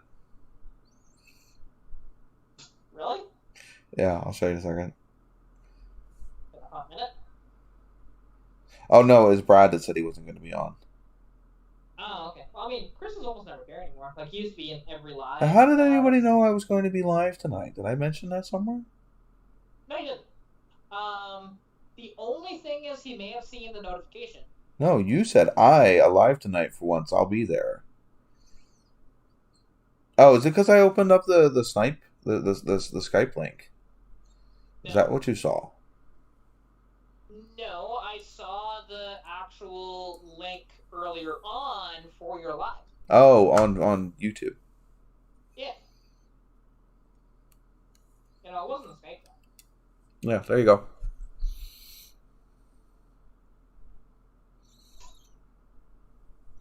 And my very, very cannot find unobtainium legit red back. You know what would be cool is if you got that 3D scan and then actually had like a clear acrylic backing to it. You can order those. You can order clear ones. Oh, okay. But this is the limited edition. Only able to order it straight from Samsung. There was 3 colors. This one and 2 other colors that you could only get through Samsung for the Ultras. Oh, yeah. Which Samsung right now, like or I should say TELUS, my phone company, they keep trying to call me and be like, hey, you should like upgrade and we're going to give you this deal here. Yeah, they're trying to sell me an S23 Ultra. They're trying to sell me an S20. Verizon is trying to sell me an S23 Ultra, and the thing is it's not the 1 terabyte, which is what I have. Though I'd almost have to pay nothing for it. It's almost tempting to put out a second line to get one. Yeah, see, like with mine, because yeah, like the deal actually isn't bad. It's a promotional thing. I get 10 extra gigs of data. And I get an S23, not Ultra, just an S23 for I think it's like $60 or $70 a month, which is a little more than I pay out. Verizon here with a new plan. It's just the plan. Yeah, it's one of these things, and like when they called, I was tempted to be like, no, I can't make anything like that because I would want to know the full details, like proper. Plus, also. Well, I can make changes on my plan. I'm technically under my dad's plan. Like, under my dad's umbrella. I'd rather not do that. It's kind of like with our... Because we have satellite, like, even our cable box is satellite. Right. And the one thing is, TELUS doesn't offer satellite cable anymore. Period. So, when these go out, which, bear in mind, this is the 7th one I've had 6 years living here. It's brutal. Like, they go out every about 8 months or so. And... Well, see, because Harvey, actually the Canadian government did one good thing in their lives. And they said, hey, you can't be ripping off customers anymore. I'm not sure what exactly they wrote in law, but they did do something where phone companies actually had to offer something that was competitive to the States. Which, granted, it's still a lot cheaper in the States to get a phone plan than it is here in Canada, but it's a lot better than it was. Is it really that bad? Well, yeah. Well, okay, for reference, up until I had the promotional thing for this, which was a Black Friday deal, I had 10 gigs of data, I had unlimited talk and text in Canada, and it was $80 a month. Oof. Now, my current plan, because again, Black Friday deal, it's $49 a month. I get 50 gigs of data and unlimited talk and text in Canada, and it was one of these bring your own device. But this new one, I think if I did it, it'd be like $65, and then whatever the paying off the phone would be, which is probably an extra $15 a month, I'm assuming. So it's just the $50 is fine. This phone is fine. I don't mind it at all. This is a Galaxy A52. It does everything I want it to. The camera's not so bad either. Like, it's fine. It's fine. All right. As much as like, I wouldn't mind to upgrade the phone, it's just I'd much rather not. Not right now until I need to.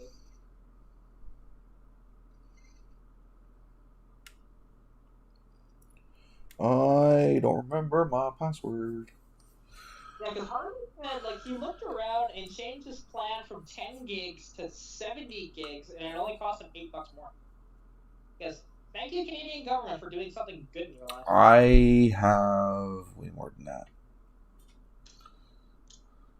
I have unlimited. But, well, see, and this one would honestly, it would actually be, I think it's unlimited talk and text to the States as well with that plan, which, not that I do anything with the States. I don't call, I don't text people in the States. I'm going to contact somebody in the States, I'm messaging them on Instagram or on fucking Messenger. Like, just not necessary. I don't need to.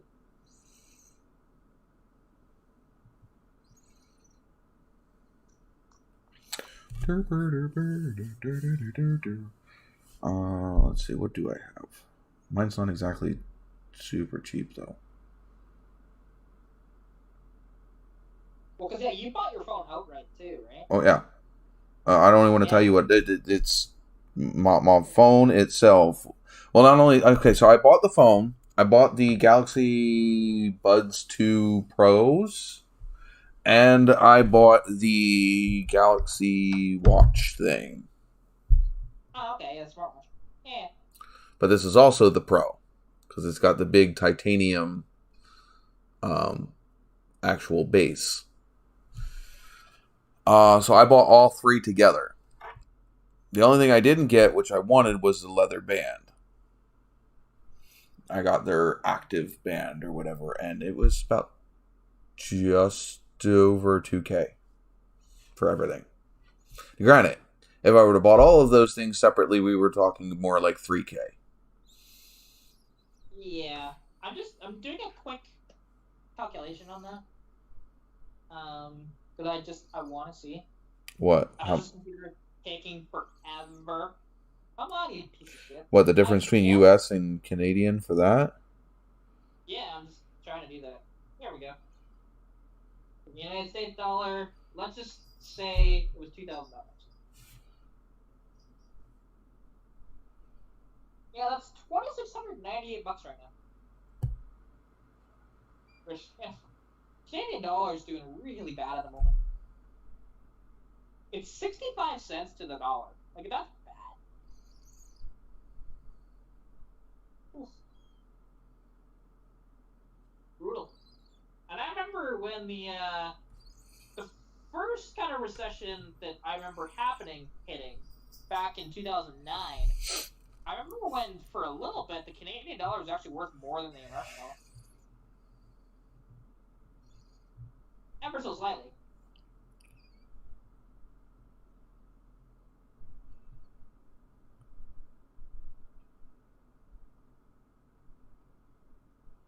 Wow, really? I've had that password for fucking ever. Harvey actually asked, what was it that possessed you to repair your phone in the middle of the night and broadcast it on Instagram? Me? I didn't broadcast it on Instagram. I broadcasted it on YouTube. Yeah, I'm pretty sure it was YouTube, not Instagram. Because it's not the first time. If you go back, I've repaired this phone on live. In fact, that's when I converted it to purple. In fact, this one the back glass comes off of too now because the glue has decided to. This phone here, I did. Because this flew off the top of my car, landing on the fucking road, and it was completely destroyed. So there is nothing original on this phone except for the motherboards. The frame is new, the glass is new, the front and back glass is new, the battery is new. In fact, the battery's been replaced twice. The USB port board is new. All the cameras are new, and the screen that goes over the cameras is new. So yeah, there's not much original on this phone either, and this phone I can pull the back off of. No, it's pretty stuck now. Maybe not. I'm gonna leave it.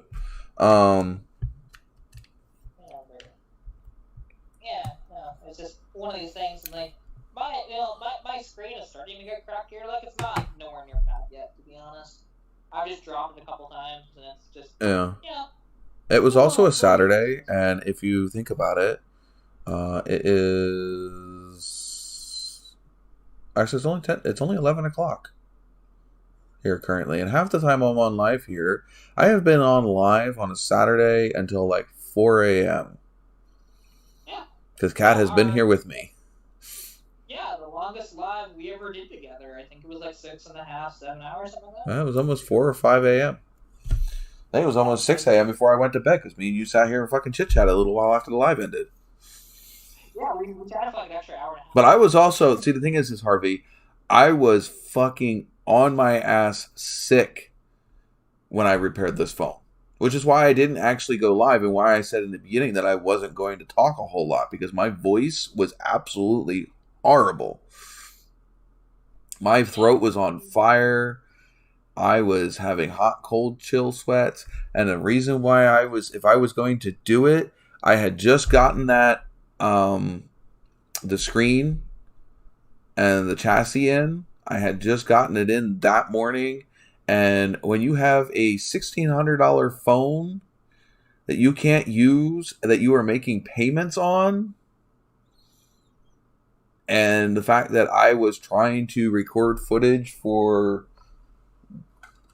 this truck right here and get that video out, which I still haven't yet to do because I still have to film the intro, the outro, and finish actually putting most of the big parts together, because it's not technically glued. I can still take this thing apart. Oh yeah, it's not technically glued.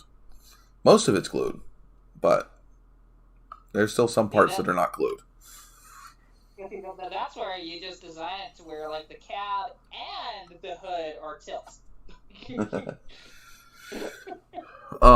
If I wanted to design that, I would have to have gone and done that a lot earlier than now.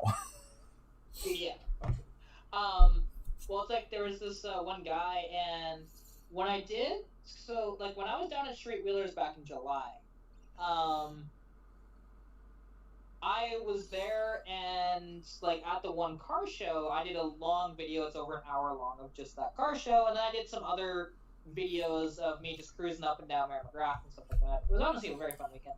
But there was this one guy at the show, and he was just smitten because he found my YouTube channel, and he actually commented like, "Hey, thanks for giving my truck the spotlight," because he had this really cool custom. Like nobody was really paying attention to this truck because it's not painted. It was just in primer, and like it was really cool. But it was an old '37 Fargo. And now you wouldn't really be able to tell, like until after he told me, I'm like, oh shit, it is. Like where he basically everything on it is altered. Like the roof is a little lower, you know, the body lines are completely changed, and it really is just like, hey, do not. Oh, did the laptop just overheat on me? Yeah, it did. Oh, that sucks. Yeah. I take it you can't see the chat no more? No, I can open it up on here. But... Alright, so anyway, part of the reason why I wanted this phone back so bad. Now, if you go to my Instagram and you go to this post right here, right? That picture is my is off of this phone, the purple phone. Okay? Right? And then if you go to the next picture over, this one, that is off the S23. Yeah. So this picture here is the S23. That picture is off the S9. And on Instagram, you can see it a hell of a lot better. But again, it is the reason why I bought the S23 Ultra versus the regular base S23, and also why I upgraded from this phone. So, the camera, this camera that's on the back of this phone is the reason I wanted this phone. Oh, for sure. Like, I mean, I've seen the pictures you've taken with that thing. It's incredible. Like, and the one thing is, like, a phone like that can rival a professional camera. Almost. I would say that if you were to take both images and you were to actually analyze them, you will spot the differences. But for the average person, you're not going to notice. Well, that's why, like, okay, and when I say that, I'm not saying, like, the super expensive, like, professional cameras. I'm talking the slightly cheaper ones that are, like, maybe $1,000 versus the ones that are, like, $3,000, right? Because, like, I have a couple of photography friends, and they do, they both do a lot of automotive photography, especially, but, like, my friend Christina, which we've been chatting a lot lately, she actually works a lot of weddings, too. So she does the, pictures for weddings. And, like, her camera's way better than Kyle's. Right. Even though Kyle, like, but the one thing is, when you're trying to take pictures of people versus stationary objects, you don't need near as good of a camera. But if they are moving, or, like, people, you need that, to be honest. And it's just one of those things. There you go. See, like, and by the way, this computer's so old that, like, I think it was made in, like, 2009. Right. It's surprising that it still kind of, like, works properly. But it overheats because the fan is screwed on it. I'm trying to turn and this I'm not gonna fix it because it's not even phone worth it. on. This computer, if you were to find one of these now, it might be, like, I don't know, $100 maybe? Yeah. Maybe. Well, it's an HP 2000 series if you want to look at that.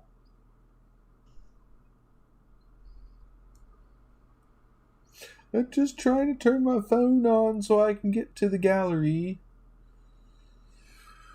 Well, see, actually, yeah, like Harvey mentioning about the, Ford designed their trucks that way. Well, here's the interesting thing. Ford also designed trucks that you had to lift the cab off to get the frickin' spark plugs out. So, I wouldn't exactly give them too much props. How about take the whole plenum off of the vehicle just to change the spark plugs? Have to tear half the engine apart? But then again, GM put a frickin' starter in the middle of the frickin' lifter valley. Oh, they're not the only ones. If you work on a Lexus 1UZ, they do it too. Which, I don't even understand how that works.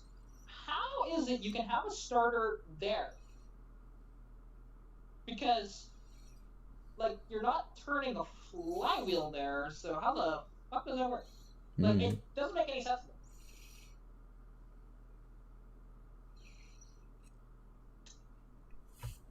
But, it's just one of these things. And yeah, like, this laptop, I mean, because we stopped using this one a while back. It's just, I only use it when I need to. Like, I could have my actual desktop going, but my desktop isn't anything fancy either. So, it's a lot faster than this thing. But... So I pulled up both of those pictures on their respective phones. Okay, you see the thing in the background? I'm not sure if it's going to focus in. Actually, that's about as focused as it gets. Okay? Ready? That is the S9. Same photo taking from... All I did was swap out the camera. I took it from the exact same place. Yeah, like it's just insane quality. Yeah. You know? Like, And you can literally pick out the wood grain, and I'm zoomed in about the same. You can pick out the wood grain in the wood. It is amazing. You know, the cameras that they have now, because like, you know, I was ecstatic when I had the phone in my palm pre, which was no scream and a half. It had, if it was a 2 megapixel camera, I'd be surprised. Yeah. And well, actually, I can look it up. I think I have the pictures of when I first got this phone, and I took a picture of that spot across the wall. Yeah, I remember that.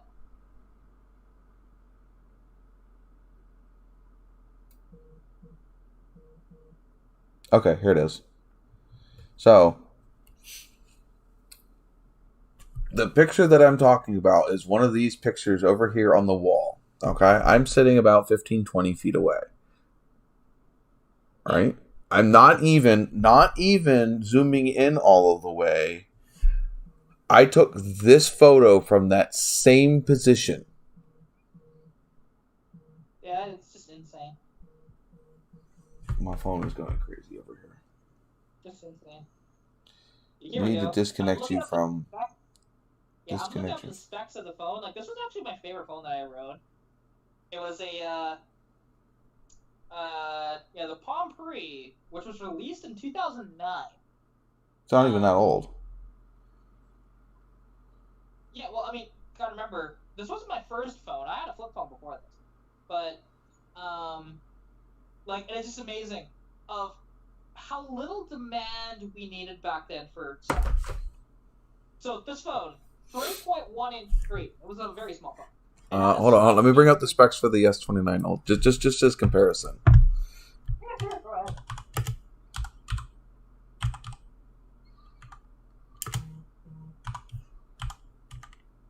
Yeah, and they discontinued this phone pretty quick, too. Because it had terrible hardware, but the software was the best.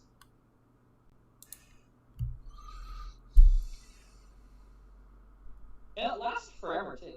Okay. Again, Okay. How big was your screen? 3.1 inches. 6.8. It's also 320 by 480 pixels.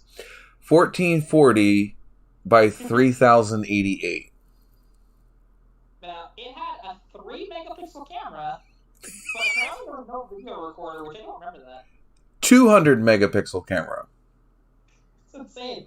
And, okay, 256 megabytes. Oh, by the way, I also have, that had one camera. I've got, I think, 4. Maybe 5. Yeah. Well, there you go. 256 megabytes of RAM.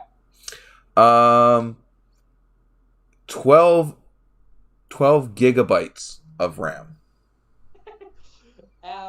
1150 milliamp battery.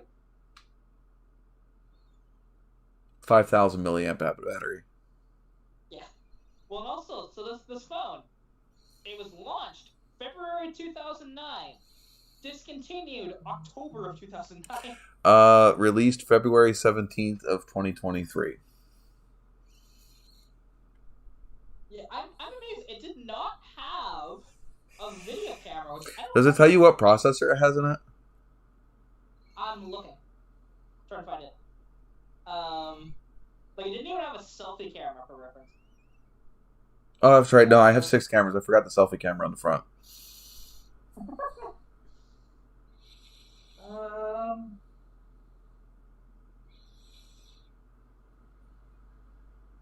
Let's see. I'm not sure if it says. Oh, here we go.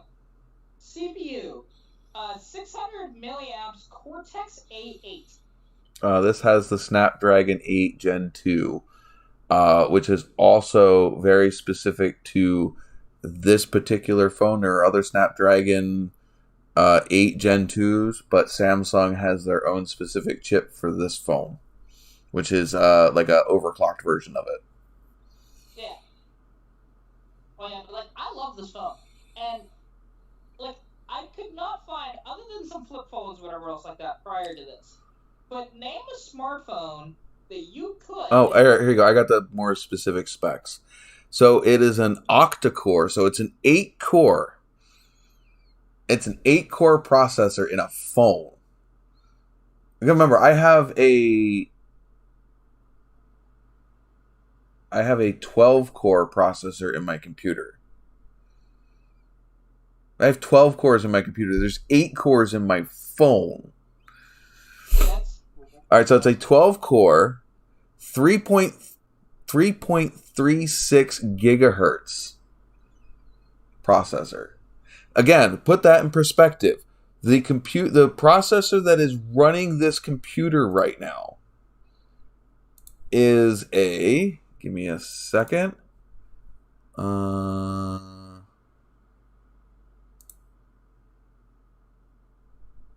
Is a 3.8 gigahertz processor. 12 cores at 3.8 gigahertz, and the one in my phone is an 8-core, 3.36 gigahertz. It's brutal. It is. It is absolute. I mean, the thing is I had to play with this phone for what, 2 weeks? The reason I'm using this phone again, even with the back not on it all the way, is because of how absolutely horrible laggy this phone is. Harvey, I probably could have played Doom on my Palm Pre from 2009. Yeah, I can play. Well, I can play Doom on these ones. I mean, the other thing is, I'm not sure if you were on that live stream. I was easily playing PS2 games on this phone. Yeah, I kind of remember because we were talking about that one night. I downloaded the emulator, remember? Yeah, and I do remember that you were able to boot it up. Like, my phone can't do it. Yeah, I could easily boot it up. It was playing it no freaking problem.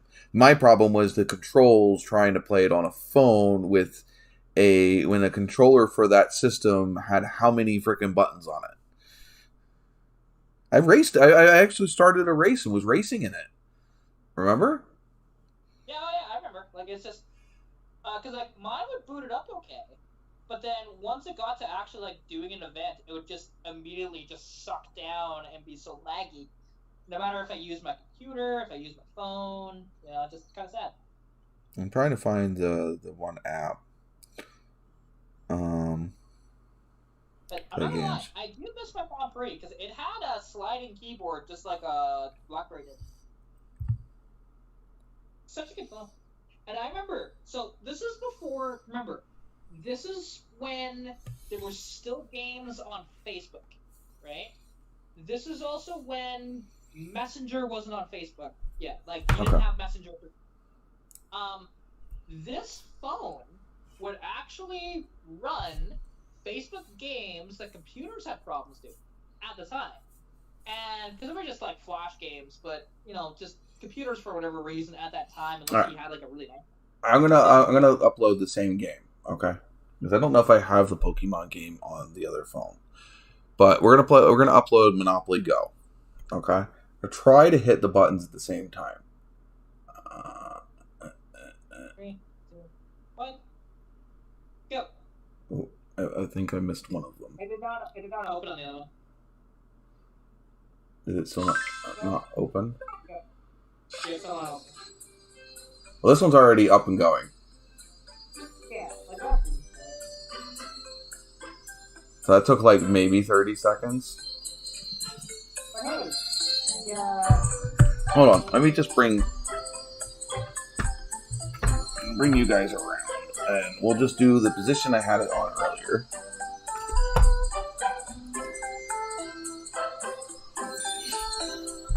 Let's go back out of this.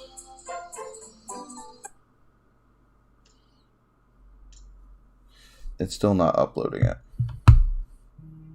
Oh, because that's why. Okay, never mind. I know why I didn't do it. It needs some lifeblood, I can tell you that.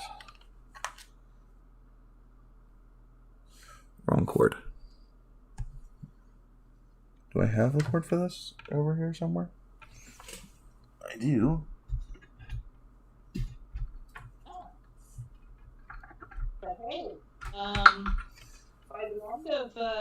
next weekend, I should be over 3,500 subscribers. I am not that good. I don't think. I think I'm I'm still just above 3,000. Yeah, like it shows here 3.03K subs. But I'm at 3,474, Okay. I think. Let's try this again. Everything's closed out. Everything closed out on this one.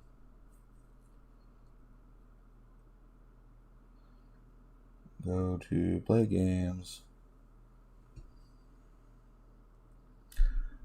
Wait for it to load. Okay, ready? Yeah. Hold on. Oh, shit, no. That did not want you to start yet. It got happy. Okay. No, why are you... Stop.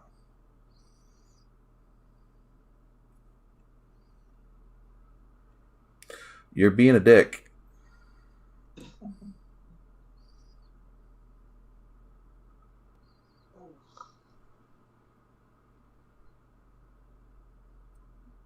Okay. Ready? Yeah. 3, 2, 1, go.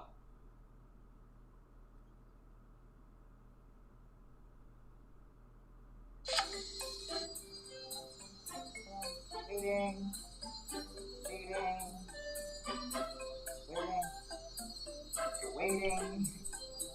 It's update required. But you just see, just getting to the opening where it was going to start logging in, it was a good like 30, 40 seconds behind. And that's not even getting to the part where it's actually loading the game. Yeah, oh yeah, definitely. It's wild, to be honest. Where was that?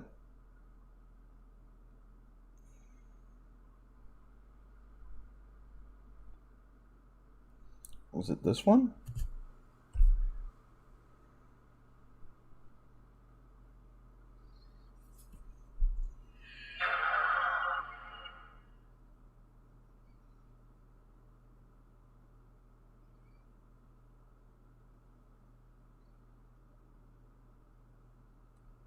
Oh, sorry, I lied. My subscribers are at 3,479. Although they are slowing down slightly. Because normally, my average for the summer was about like 110 to 130 per month. Or per 28 days, but I'm down to 98.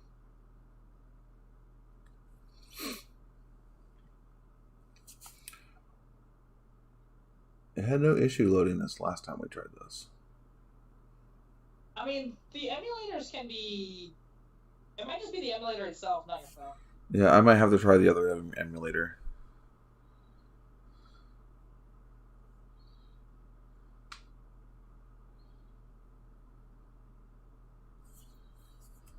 There we go. Oh, what a difference that makes. Oh. Because I had totally forgotten how to, change my theme from light to dark theme on the computer, and it's just so much nicer with a dark theme. Was it this one?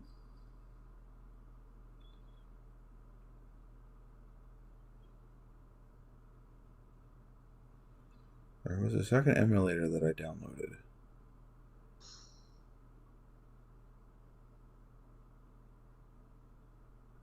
So many things on my phone. I need to find out which one it is.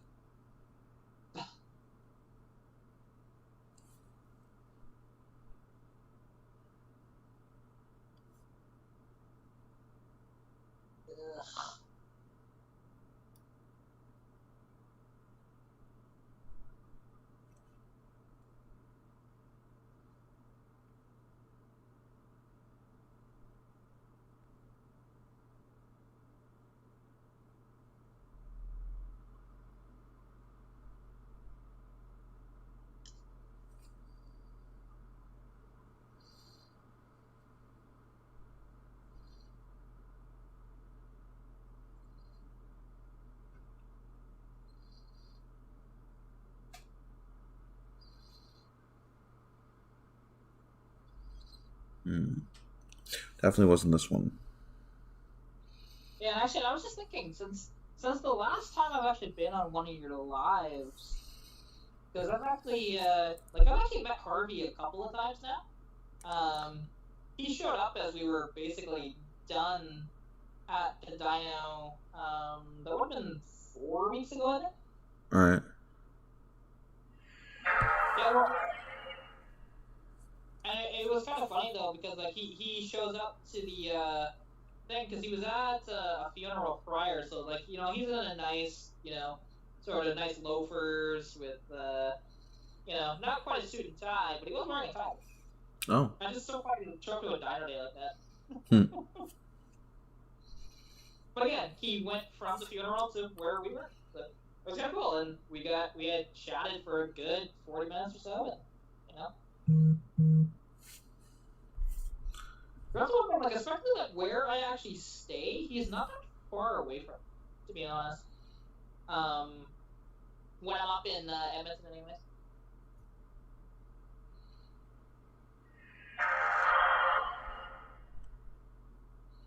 Wonder if it's having trouble finding the emulator, the BIOS. Oh, it might, yeah. Sometimes they have that issue, so. But I mean, still, it's amazing. Like, and because that thing might actually be faster than my PS2 for doing that. Yeah, it might be. PS2 was designed for that.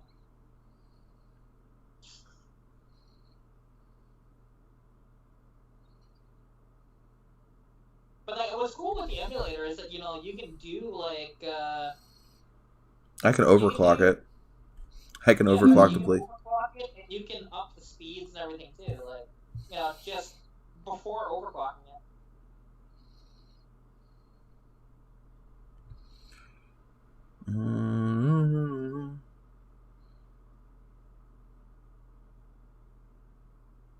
I can show my CPU and GPU usage. So I can actually see how much it's pushing this phone. So it's probably like not at all. I am trying to find where... Like, don't get me wrong, like, if you're using the PC or PSV, whatever, one, PSXV2 or something, I can't remember what it's called. Anther SX2. Oh, see. Which is the same one, I think. I don't think so. True, Harvey, I forgot, yeah, you were in a white shirt, that's right. Forgot about that. But yeah, I mean, that was the day when we had a spectacular failure at the dyno. Because what had happened was there was a guy with he had this tuned about 2015 or so diesel Ford. Now the one thing is, because when you tune a truck, something you have to be very wary of, because most drive shafts will that's a fucking diesel drive shaft. Because diesel drive shafts and U-joints are only designed to go up to about 130 miles per hour. If you exceed that, you're in the danger zone. Because these, again, stock parts, like in a diesel, they're just not designed to go fast. Where like our cars, they're designed that, yeah, you can wrap the speedo, to be honest, in a spot. But it's a car, not a truck. And it's because even like gas trucks don't have that problem, diesel trucks do. And this guy with this truck, like, yeah, he, the U-joint let go, and it twisted the drive shaft to almost into a V. It also punctured a hole in the dyno. It was spectacular carnage. And it also, all the needle bearings, we were finding needle bearings all day long. Afterwards. It's just insane. And if you can't get it up, don't worry. We still got a live stream to do here, dude. I know, I'm just curious.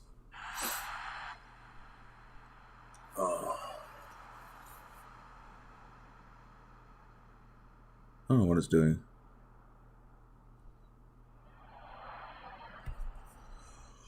Oh, but yeah, we had it up freaking the other day. Yeah, it is, but it's fine. It might be the game that I'm trying to upload to. Nope, there it goes.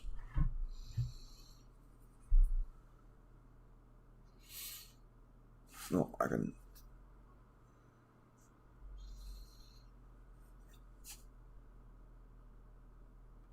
Yeah, because you have Gran Turismo in there. Mm-hmm.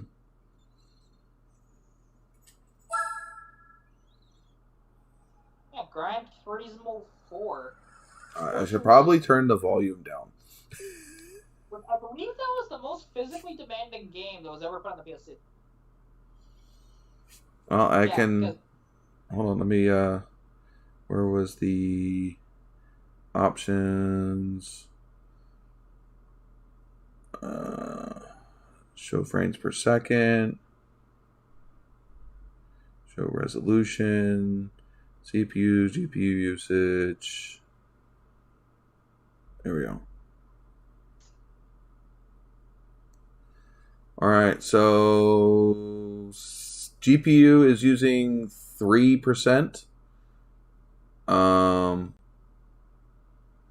not sure which one is the CPU.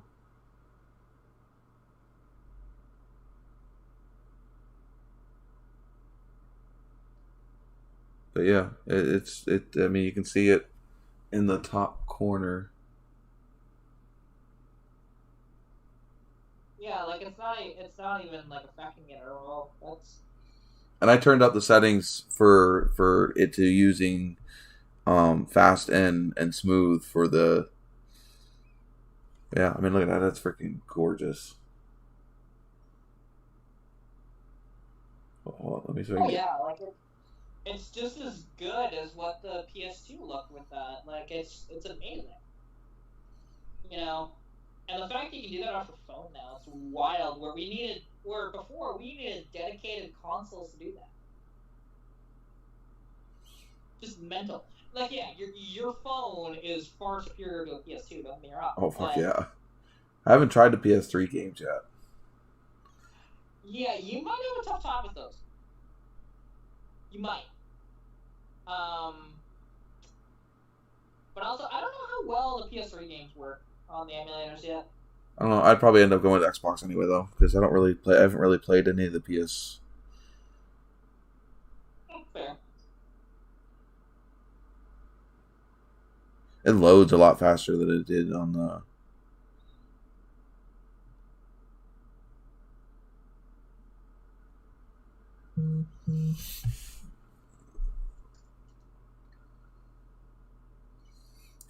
Yeah, so there's your screen. Oh, you can't see it. Yeah. See, like, and I didn't have problems with like the boot up, but it wasn't until I went into an event where it would just like suck it down. Okay, so I looked it up to see what was the most graphic intensive PS2 games, and number 1 is apparently Killzone, but then number 2 is Gran Turismo 4. Oh, I need to get in a car first.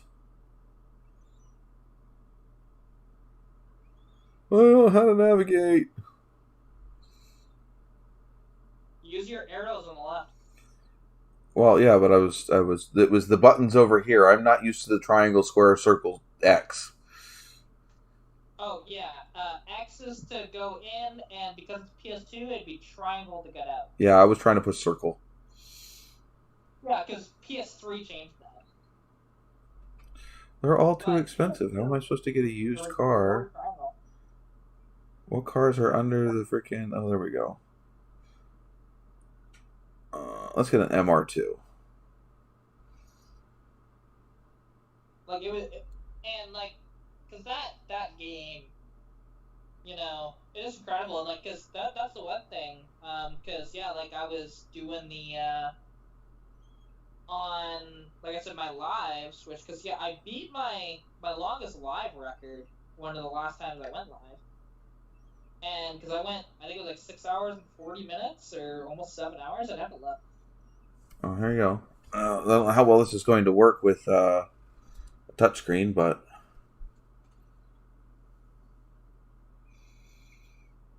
Yeah, there we go. It was 6 hours and 38 minutes. You're live. I don't know what my longest one is. Yeah, that was like it says about 2 weeks ago. And I can't remember if that trumps yours or if it's just under yours for longest. I guess I can look. Let's go to your chat. NOVAtazz.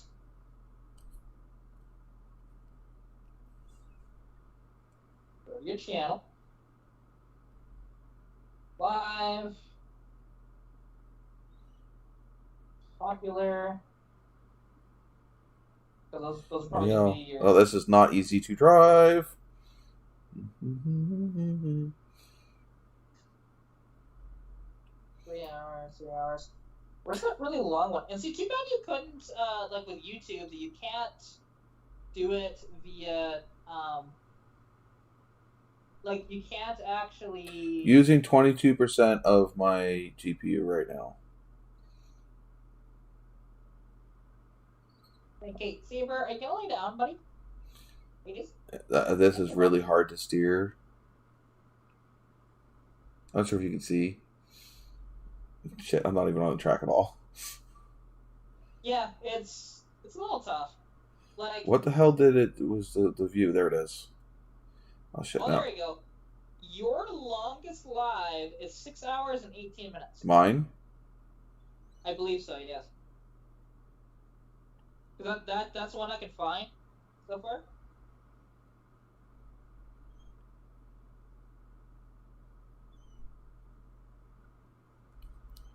Yeah, I think that would be the one. Which yeah, so I beat that by about half an hour.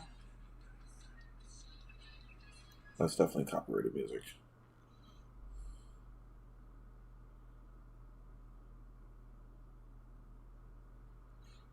But yeah, it's playing this game just fine. Yeah, just amazing.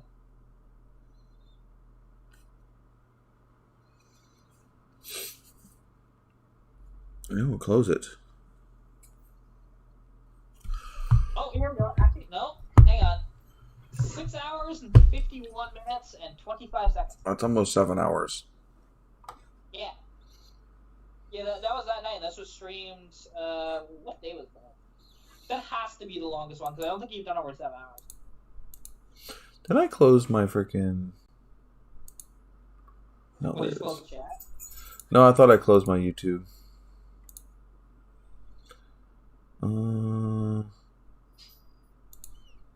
Live. So yeah, this stream, April 2nd, 2022. 5 hours, 30 minutes. How far back would it let me go? Because I bet you there was ones way back. Yeah, well, because the only, like, the ones that I could find that were over 6 hours, there was only 2 of them. The other thing is you got to see whether or not there was 2 parts, because some of them I ended up having to split up. Oh.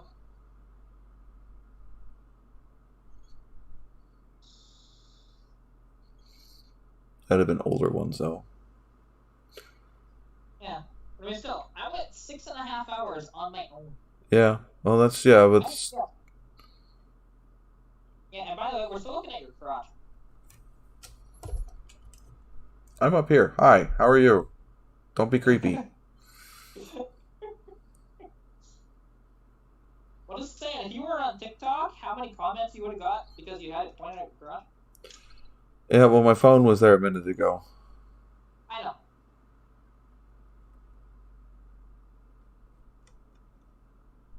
Yes.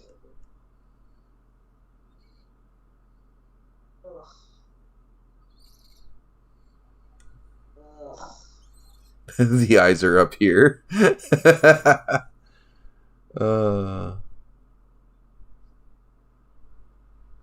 Yeah, like, because, I mean, and with TikTok, because that's the one thing of, like, the TikTok lives because they're a little different and they're actually designed to where like having guests and stuff like that. Although YouTube has started to do that now too.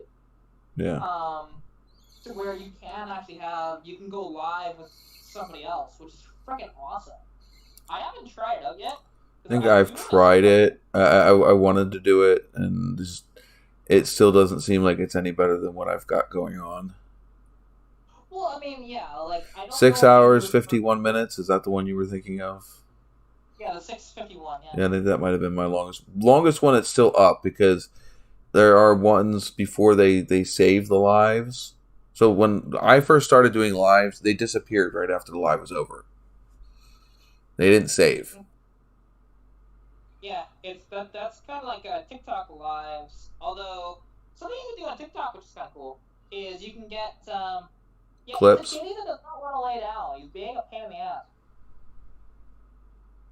Lay down, sir. Like, Saber, are you gonna lay down? Oh, Robert was in that other one that was really long.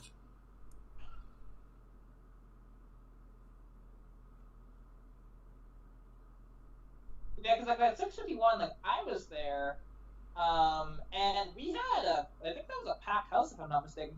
Yeah, I'm not gonna lie. The last 2 weeks or so, I had contemplated just not doing any more lives. Yeah, I was really depressed, and after the last couple of ones that I did, where we've had almost nobody in here, I was kind of like, what's the point? Yeah, well, see, that's the one thing, because maybe, like, we kind of talked about doing this, and maybe what we try and do is, because we talked about it, like, about a year ago, but we could try and do, alternating it between our two accounts. Yeah. Just to get the viewership up. I mean, would you still want me to actually do the broadcast of the live and then just broadcast it to your channel, or like where you'd have your own different background, your own? I mean, to be honest, I don't really need the background is cool, but I don't think we really need it. It's one of those things. It's an extra like, hey, it catches your eye, but that's about it. Right? Like, because for me, it doesn't really matter, and it's not like I get less donations than even you do. So, I haven't gotten anything in for. I mean, Brad is still my last one that donated anything. Yeah. And hey, Nick, how's it going? Nikolai.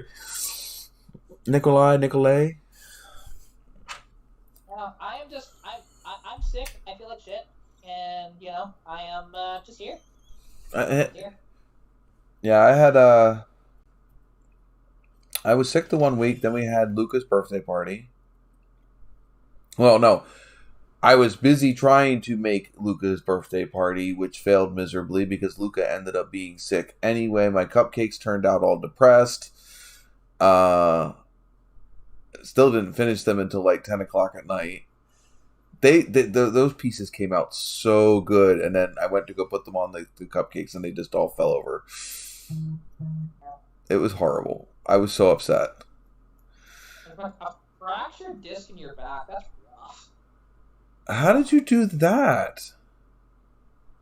It's one thing to slip a disc, because that's actually not that hard. But I think I saw something about that in the chat at one point. I don't remember. But to be honest, I don't remember much in the chat, and for the most part, like, I will read some of the chat, but not all of it. I don't always get to see everything. Like, it's your chat, you should. But, right, but a lot of times you guys blow it up, and I'm not there to look at it. I don't always. I'll skim through it, like the conversation you guys were having with, Randy there, right? Talking about him, and I was skimming through it, but I didn't read the entire thing because I wasn't really. Okay, Saber, your stuff. Oh, my shirt. Hang on, buddy. Hang on, Saber. I see him talking about like. Oh. Why are you doing that by yourself, sir? Who? Look at the chat.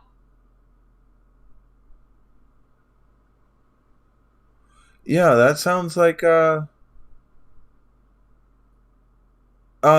need if you did that while you were working, you need to file workman's comp. And that's why they fired you, because they didn't want to be liable for your injury. Yeah, which You really I so frustrating. Yeah, You because need to know how this shit works. You need you also, wait, you tried to file, who turned it down? Workman's comp turned it down, or your job turned it down? yeah, because like if the company turned it down, it's like, yeah, no, you go to the workers board. Oh, I guess it depends. You get a You go lawyer. to, well, like, what state is he in? He's in PA. He lives in the town that I used to live in. Oh, okay. Workman's comp and my job. Like, do you have anywhere Go to a that lawyer. is- Go to a lawyer. Yeah, he's looking into it. Yeah.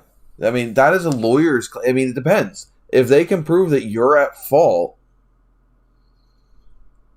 then yeah, you don't have a case. But the thing is if you were forced to work in that condition and they put you in an unsafe predicament, then they're liable.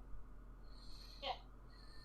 Well, because like here, it's a little different because you can go straight to the workers board. I'm trying to remember what it's called. Here would be Better Business Bureau, I think, or something like that. It's similar to that here too. Actually, I think it's actually the same name. But yeah, and you can go there. But we also have an actual workers' compensation, like a part of the government. Oh. But yeah, you can get a lawyer if you know you have to be able to prove your case. But the thing is this is why it doesn't pay to be nice and that's like your employer is not your friend. Don't ever bend over backwards, not pun intended, for your employer, because in a drop of a hat it'd be it. They will not hesitate to leave you on the side of the road and forget who you are. Yeah, like that's see, and at that point, that's also defamation right there, too. Like you not only have a case for workman's comp, you can also go after them for probably Yeah, it's harassment. It's yeah, that I mean, everything that I've heard about this guy that you were working for, even before they fired you, is shady as fuck. That the trying to get you to pay or make you feel that you needed to pay because an accident happened in the company vehicle. That's why they have company insurance. And especially since the accident wasn't your fault, according to what you said, and that the other person hit your vehicle and you got, that's why they have insurance.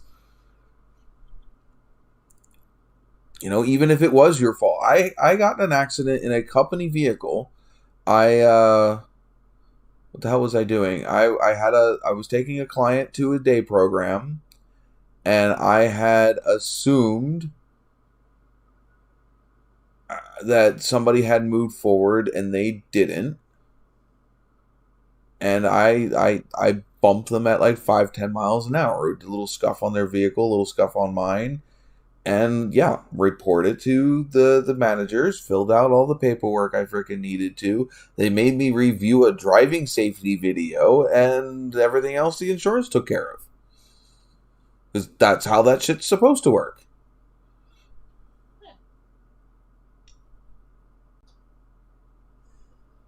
Yeah, which that's That's kind of normal for used appliances. yeah. I mean, that's kind of the whole game. How cheap can I get it? How cheap can I fix it for? And how much can I sell it for when I'm done? Used car markets the same exact way. Sometimes they don't even fix the shit. They buy it straight from the auction, up the freaking price, sell it as is. Yeah, like a lot of time CarMax will do that. You know, like, because there have been times where they don't disclose, like, there's tons of videos on it that you can go look up. I remember seeing this one where this guy got a Ford Focus RS from CarMax, and CarMax is you buy a sight unseen sort of thing, right? And you just order it, and then it was described as like this mint condition, really nice vehicle, and there was rust on it, which is amazing for a Focus RS. It's not even 10 years old yet. Like, it was a 2016. Like, it's not. It shouldn't be old enough to have rust. What the hell? There are Dodges down here that were rusting completely out, and they weren't even 2 years old. I've seen minivans that are out here that look almost brand new, and the whole freaking rockers are rusted off of them. Yeah, that's insane.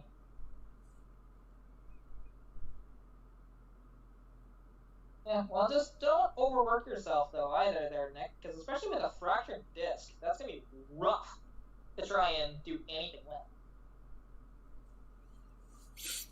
Not to mention anything you do, if you do anything too over and you go to workman's comp, they can freaking, if that other job can see you doing things that you shouldn't be doing with a fractured disc, you can lose your case right there. So yeah, you can't. I would not do anything that would be strenuous enough that they would consider you not hurt.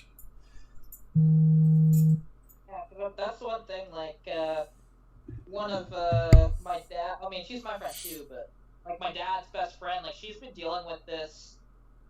It was a car crash that made her have a concussion, and she missed out on a lot of money just because like she balances the books for like big companies, and so with her concussion she couldn't really do that for a while, and she missed out on revenues of about $3 million. But unfortunately it doesn't look like that she's gonna get that money. She's only gonna get maybe like a fourth of it. All right. What did he say? My girlfriend dad does welding for rusting, and he had a bad side that literally can lean against, and the whole side of it fell apart. Well, yeah, the whole side of the vehicle rusted off. Okay. That'll happen. I mean, if like I know. Yeah, because he just read it. He knew, like, Nick, he meant bedside. I know he meant that. He just said bad side when reading it, but he knew it. Oh, yeah. I did. Yeah. My glasses are 4 years old. I am not reading that writing exactly freaking. Well, aren't you a little dyslexic, too? A little bit. Yeah. Dyslexic, phonics sucks. Yeah. Yeah, so... Words are not my favorite. I mean, I love reading. I love I love reading long books, like where you really get into the story and it really drags you in. And I actually like longer books more than shorter books. I have a book like that. It's right here. Yeah. I have 2 of them. I still have to send one to freaking. I think it was Brad that wanted it. At this point, though, if I freaking run into him, I can just give it to him. Yeah, that's the one thing with this book, because I haven't really read through it yet. That book was expensive to send to you. I know. Well, the one thing is, I mean, you can see, I've got a good chunk into it. You can see where my saver is. All right. Which is an old insurance card, but, that's fine. And I have not seen your new video yet. No, that was the one you posted in our chat. Yeah, I have not seen it yet. I have not done much video. I've been dealing with a kid that has been a royal pain in my freaking ass. Yeah, he threw a fit today because I told him to go play. So we've been dealing with this issue. Okay, so his mom's house. Okay, their version of watching him was to stick him in front of a tablet, a TV, a PlayStation, a screen. Kid did not play with toys. And like I said, when I got him with the clothes on his back. He had an extra pair of socks stuffed inside of one of his socks. He looked like he had a giant tumor on the side of his leg. So it was a pair of shorts, a shirt, no underwear, 2 pairs of socks, and a tablet. Yeah. That's messed up. And a tablet. That, in fact, it was this tablet right here. This tablet, no case, no nothing. Yeah. Yeah. Now, that tablet is going back to them because I don't want to be responsible for it, and I definitely wasn't going to have him have it because I have no access to anything on that tablet. I can't set restrictions. I can't set, screen time usage. I can't set what apps he can and cannot download. I can't turn on or off the internet connection. So we got him an Amazon Fire tablet that we have access to. I can turn off his tablet from my phone. Much safer for a 7-year-old to have. But anyway, today's argument was his brother went to his godparents. So that means it was just me, Jess, and Jaden home. And he's not allowed to have screen time right now because to get his screen time back, he has to eat dinner every night for 7 days in a row without causing me to have to take 4 or 5 hours for him to eat it. So, when he came to us, the only thing he ate was chicken nuggets, mac and cheese, and French fries. That was his diet. Let's just say his diet is well more versed today than it was 3 months ago. He's almost making it the whole 7 days without giving me an issue, but every once in a while he does. The other thing he had to do is follow the rules and keep our set of rules on. And his big issue is playing. So when his brother is here, he's fine. He can play with his brother. If there's another adult present, he's fine. But the second you tell him to go play by himself and entertain himself, or somebody else or something is not entertaining him, he can't do it. He throws a fit. And so... It sounds bad, but I can kind of understand that to a certain degree. Because he doesn't know how. He doesn't know how to use his imagination. He doesn't know how to do it because he's never had to. He's 7 years old and doesn't know how to be a kid. You're like halfway off the screen, brother. I'm over here. Yeah, but I'm just saying, it's like half your face kind of showing. Well, on your screen, if you look at the one on the interwebs, I'm not. Yeah, okay. Sorry, Skype. Yeah, Skype is different. So you're seeing a different aspect ratio on Skype. I mean, yeah. I can turn it a little bit, but yeah. Yeah, that's a little better.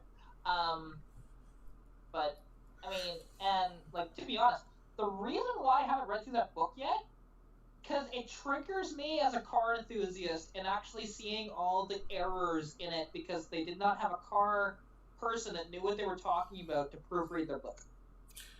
Is that one that you're reading now? Yeah. She was on our live stream. She was all about how being a car person and... Yeah, but she didn't know anything. Apparently. That was the thing. She was completely clueless when it came to cars, to be honest. She just knew she liked Firebirds. Yeah. That was about it. And you read the book, and because again, I've gotten a good chunk into it, but it's it just, as somebody who knows a lot about cars, it triggers me. Yeah. Nick said he hates that stuff. Kids need to be kids. Let them go outside, get a scratched knees or whatever. Don't understand. It wasn't that. This is strictly what I consider lazy parenting. Yeah, I don't want to deal with you. Here's a tablet. I don't want to deal with you. Here's a TV show. Yeah, see, and don't get me wrong, because with us, like, our parents never told us, hey, go outside. It's only like, hey, if you want to, you can. And we had, our consoles inside or whatever. We had friends outside that we could, hang around with. I'm a little older than you, and not by much, but a little older. It was, sun comes up, outside, I don't want to see you till lunchtime. Outside, don't want to see you till dinner time. Sun's out, go play. Yeah, it wasn't like that with me. But my parents were a little unique in that regard, but it's not like we didn't have really consoles. I think the original Nintendo was out, but again, ours was on a actual tube TV where you had to have those two little tiny screw, you had to screw two screws out of the back of the TV, put these two prongs in, screw them back in, and it converted the Nintendo to the old school, like, our TV that we played Nintendo on literally had a click channel selector. You had to go up to the TV and go clunk, clunk, clunk. My dad actually. So this is funny. So my brother, he was playing the PS3 in the living room, and so we were like, okay. So we set up the PS. Exactly, Nick. Sorry. And like in our room, and it was funny because my dad has this. I think it's a 10-inch portable TV, like old school. Oh yeah, it does. It's an RC. Guys used to bring those to be able to watch the football game when they were not at home. And then like it had the rotary dial and everything. It was fantastic. Yeah. But the one thing is, me and my dad played split screen Guitar Hero on that TV. How? How do you even see the buttons? We could, to be honest. Like you had to be kind of close to the TV, but you could do it. Like it was a big room. So like there was a bunk bed, and there was maybe 3 or 4 feet to where the TV was. It wasn't that far away. But it's so funny. Like, 'cause if you think about it, just for a minute, okay, it's a 10-inch TV. Think about approximately slightly smaller than your phone. And that's I know. Like, and it's not, it's also not like, hey, It's 240p or something like that on a screen like that. Yeah, it would have been. But it was awesome. It was one of the best memories I had with my dad, and it was so funny. But we used that TV. Still have it. It's in the shed. If I ever need a spare TV, which I don't, but I've got my own TV, it's just not currently set up, because I don't need it in my room. Then I've got the TV here in the living room. But if this TV ever dies, we'll be just nabbing one out of my room, not a big deal. Like, and that's the one thing, because our parents didn't care how much we played games, but they would tell us, like, hey, we want to actually go watch TV or something, you gotta either take this to another room, or whatever. But we also had a bunch of friends that we also hung out outside all the time, so they didn't really care. It's a unique aspect. But then, of course, we always had to have, we had to be home before the, street lights come on, you had to come home. But ours was not necessarily streetlights, because a lot of us it was all big open. A lot of it was the lightning bugs. When the lightning bugs came out, you had to be at least in the backyard or within vision of the backyard. Because we used to go out and play catch the lightning bugs and all that. We just had to be within eyesight of home at that point. And then they would call us in when they wanted us to come in. Yeah, see, with us, we had to be within earshot of my mother yelling. Which, she had a very, my voice can travel a long ways, but hers can travel even further than mine, I think. And, we could be, because we lived in this bunch of townhouses. That's what I lived in. Yeah, townhouse development. We could be way on the other side. We were center-ish, and this would have been 2 or 3 blocks away. We could hear her when she yelled, and so we'd just come home after that. Yeah. If she yelled at us. But usually she didn't. It was just one of those things, because we just learned, hey, let's come home, because otherwise we get yelled at. So I had after dropping Luca off to his godparents, we got back to the house at 11:30. I told him to go play. Go upstairs to your room, to your shared room, because that's where all their toys are at. Their room is also their playroom. All the kids' toys are in there. Everything, the mess stays in their room. I told him to go play. So he comes downstairs less than 5 minutes later. I'm talking like 3-4 minutes. I want to call my grandmother, which he has a tablet for, and I don't want to be in between that, but there's time and place and whatever. I said, all right, but not right this second. And the other thing is you need to understand, before today, the last time he called his grandmother was on the 10th. Last time he even asked about her anything was on the 10th. 13 days ago. And the time before that was the middle of August. I mean, one of these things is that maybe it's just popping up in his mind. Yeah, it is, exactly. And you know what it is? Every time he wants to call his grandmother, it's when Luca is at his godparents and he has nobody to play with. He uses his grandmother as a source of entertainment and to be able to use screen time. Yeah, I can understand that, to be honest, because it's one of those things where if you're used to that kind of dynamic and you're raised that way, don't make it good. Yeah, and it's gonna take a lot, because unfortunately he's not quite young enough to retrain that easily. No, he's 7. Right?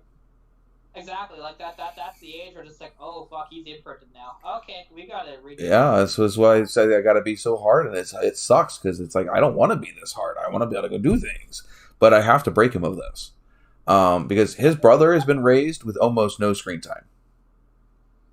Yeah, so maybe some hanging out, watching TV with the rest of us, but as far as like a tablet or video games or anything like that, very minimal.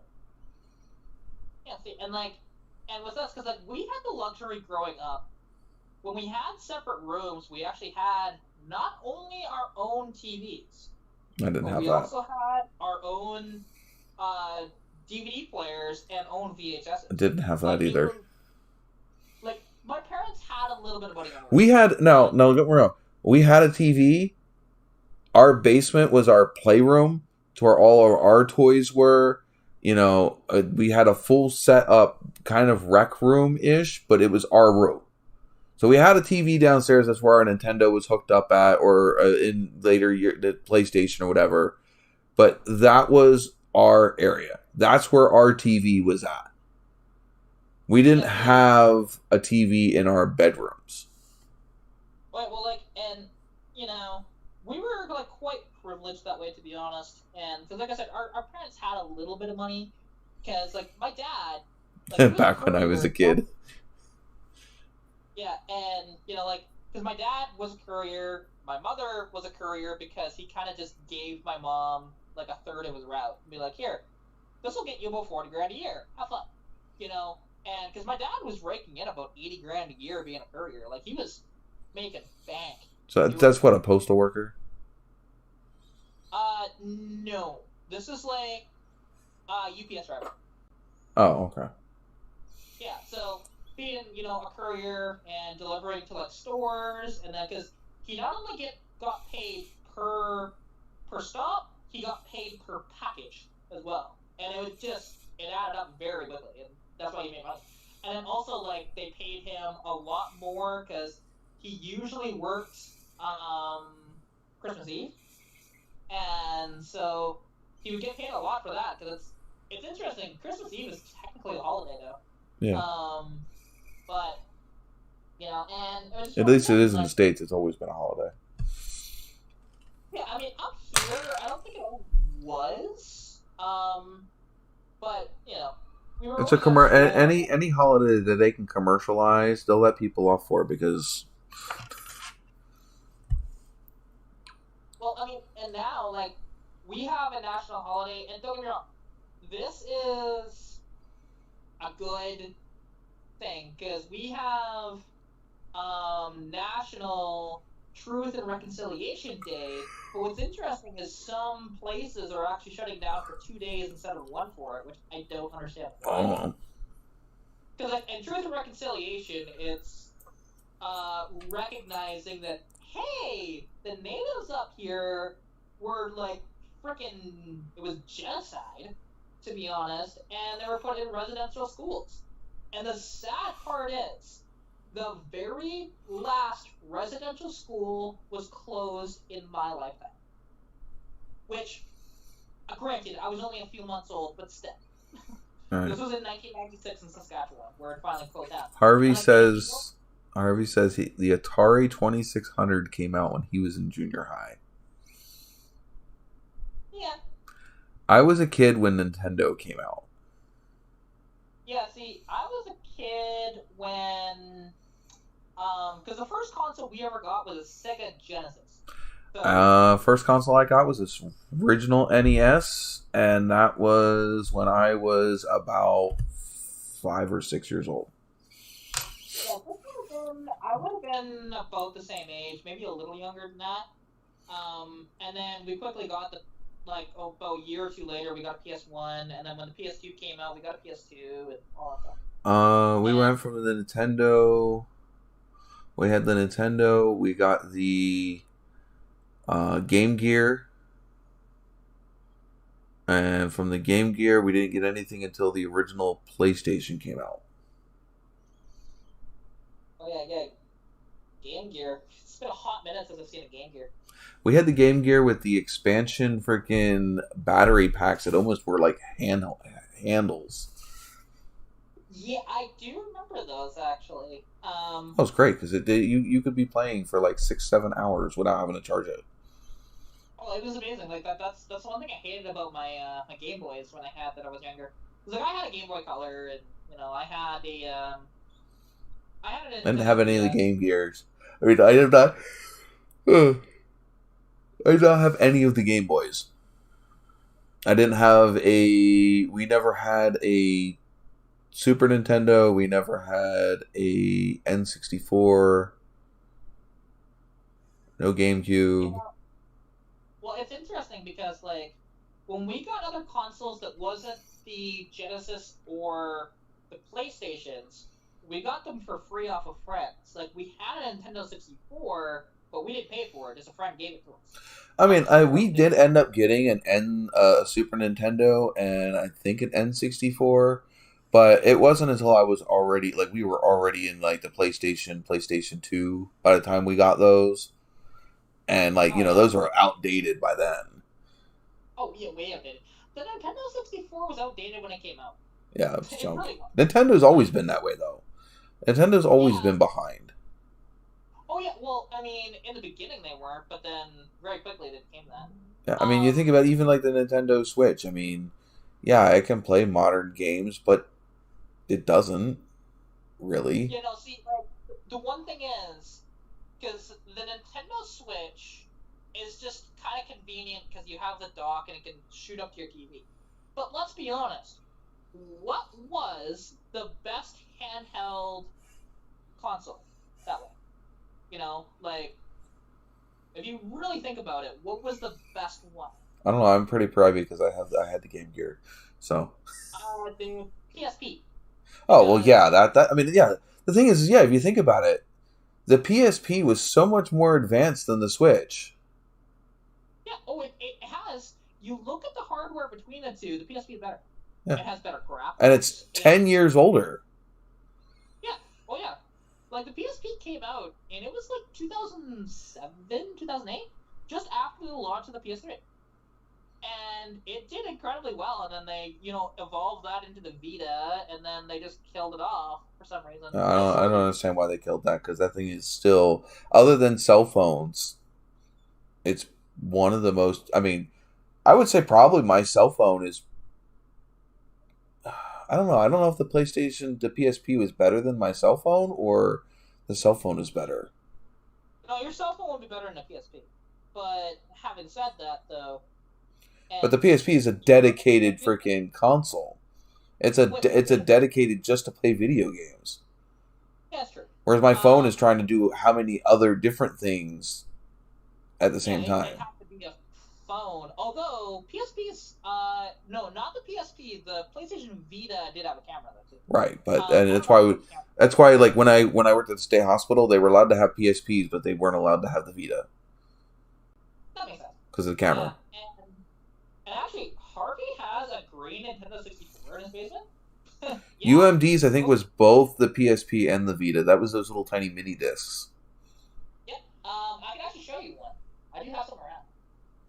Because I don't have a PSP, I just have PSP games. It would actually be in that box that I freaking taped up forever ago and never got shipped off to DK Oldies because I realized that they were going to rip me off.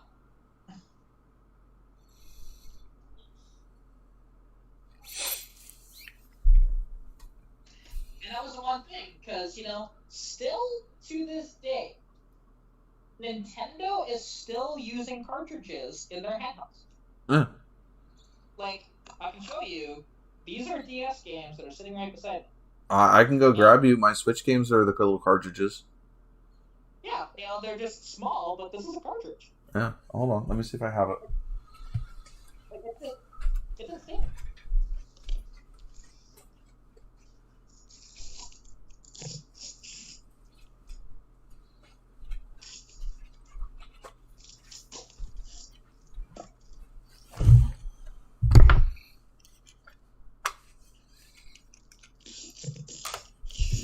Nintendo Switch. Yeah, it's a bigger DS cartridge. It's essentially what it is. Yeah. I mean, it's no different than the freaking, your mini SD cards and shit for your phone. I mean, it's. I mean, the thing is, why should they? I mean, you can hold almost a terabyte of information on something this size. Yeah, see, like in PSP cases, were this size compared to say a PlayStation case, which was this size, right? Quite a bit of difference in size. Nintendo Switch case holds 4. What games does she have in here anyway? Yeah, like this is a PSP UMD. Yeah. We got Pokemon Sword, a Zelda game, Crash Bandicoot, and what is this one? Super Smash Brothers. Most of our games, I think, are digital and loaded on the actual system. And she's got this nice, like, hard case for it.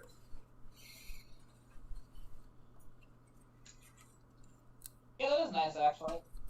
That's the one thing that Nintendo did extremely well, though. Is their cases are. Well, this is actually a hard case, so like you can't deform it. There's nothing in here, and I still can't squish it. It's awesome. Like, and if that is an authentic like Nintendo one, or even if it's an aftermarket one, it's just there's so much more for that versus say the PSP. Yeah. It's an official one, I think. Yeah, that definitely would be if it has a trademark on it. Yeah. And that's one thing. Like, I really do like the because like I wanted a PSP growing up, and I never got one. I never really asked for one though, so I just wanted one. But I never really asked for much from my parents. Me either. But we never asked for like a ton, so that's why we were able to do that. Because even though my parents had money, it's just growing up. But there was a while that we didn't have money. I don't know. I am currently waiting for Forza Motorsports to come out, which is not that far away, like a week or two. The problem is I have no more space on this computer. I need memory. I need to get storage. Yeah, actually, and Harvey, that's the one thing, because, like, tonight, I don't know if you heard earlier in the live, but I was supposed to have a job interview tonight, and actually, the place that would have been at, new store here in Sundre that just opened up. They're looking for people, and it's a vintage game store, and also they sell, like, Pokemon cards, and Dungeons and Dragons stuff, Magic the Gathering, that sort of thing. And to be honest, like, maybe it's such a dream job for me. Just hopefully I can get it. But they seem very interested in meeting me and want to know because it's something I put on my resume because I rewrote it specifically for them because they didn't need the other shit that was on there. Because none of it pertained to that. So, but I also put on there that like I love filming for like YouTube and TikTok, and I wonder if they saw that and they're like, ooh, maybe somebody that knows and can build our brand that way, which I'd be happy to. It's topics that I know. Like I don't know as much Dungeons and Dragons and like Gathering, but I know vintage games and Pokemon.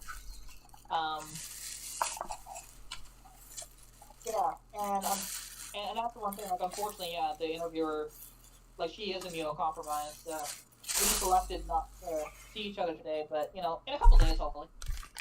And then I'll have a job, and then I can actually have a proper paycheck that isn't like $100 every 2 months from YouTube if I'm lucky. I got upgraded at work. I'm now a fabricator too, which is highest I can go without going into management. $1 more raise basically means I know how to run all of the machines in the department efficiently enough to teach them to somebody else. That's cool. Yeah, it's just like, and this job, like, and it'd be so nice, like, we're working here in town, too. It would be, really good. And, like, we'll see. I hope it works out. Yeah, definitely. Good luck. Though, would that cut into you being able to run dynos? Potentially, like, but they said that you can have days off within reason. Which, to be honest, some of these dynos, like, yeah, I go, and, like, they have interesting hours, actually. So they work, it's 11 to 7, which is, like, cool, I don't have to wait for it. Right. Well, it's because most people that play video games aren't up that early.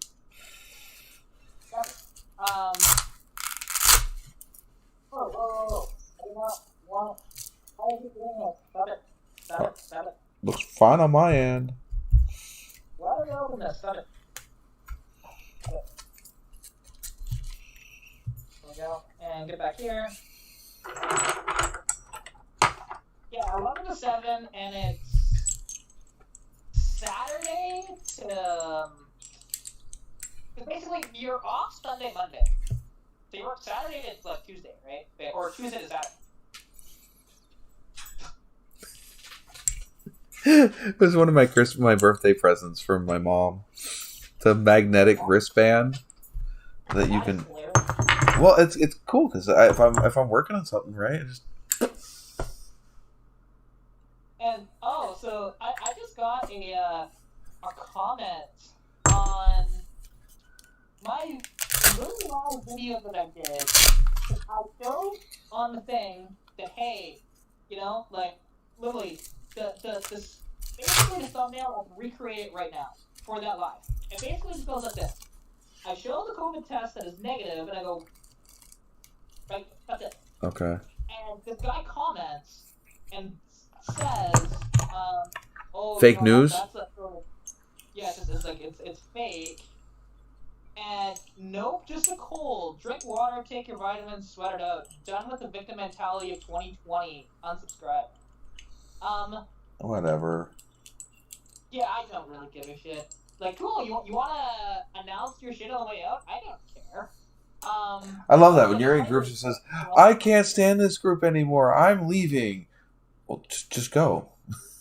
Yeah, like you don't have to announce. It's not a. You're not boarding a plane. You don't have to announce it. It's it's just one of these things. And like as somebody who got COVID that really fucked me up, like. Why did I have the heart issues that I have? Did I faint? Did I have all the lightheadedness that I have? It's fake. It's from that. It's all fake. Like, it's just really funny that people think, oh, it's just fake and fear mongering. When no, like, fun fact right now that in hospitals there's actually more people with COVID than the height of COVID. But it's just not being announced again. So, what is it? 4 people out of my 4 people out of the fab shop. Now, my fab shop's not that big. We have like 9-10 people that work in my department. 4 of them last week or the week before were out with COVID. Well, the week before. See, like, and the one thing is, because like COVID for a majority of people is not going to screw with you. No, to me it was just a bad flu. I mean, it sucked, but it wasn't horrible. Yeah. Oh yeah, like for me, I think the most part was actually after I was done having COVID. It was the 3 or 4 weeks after when I had absolutely no fucking energy and no stamina.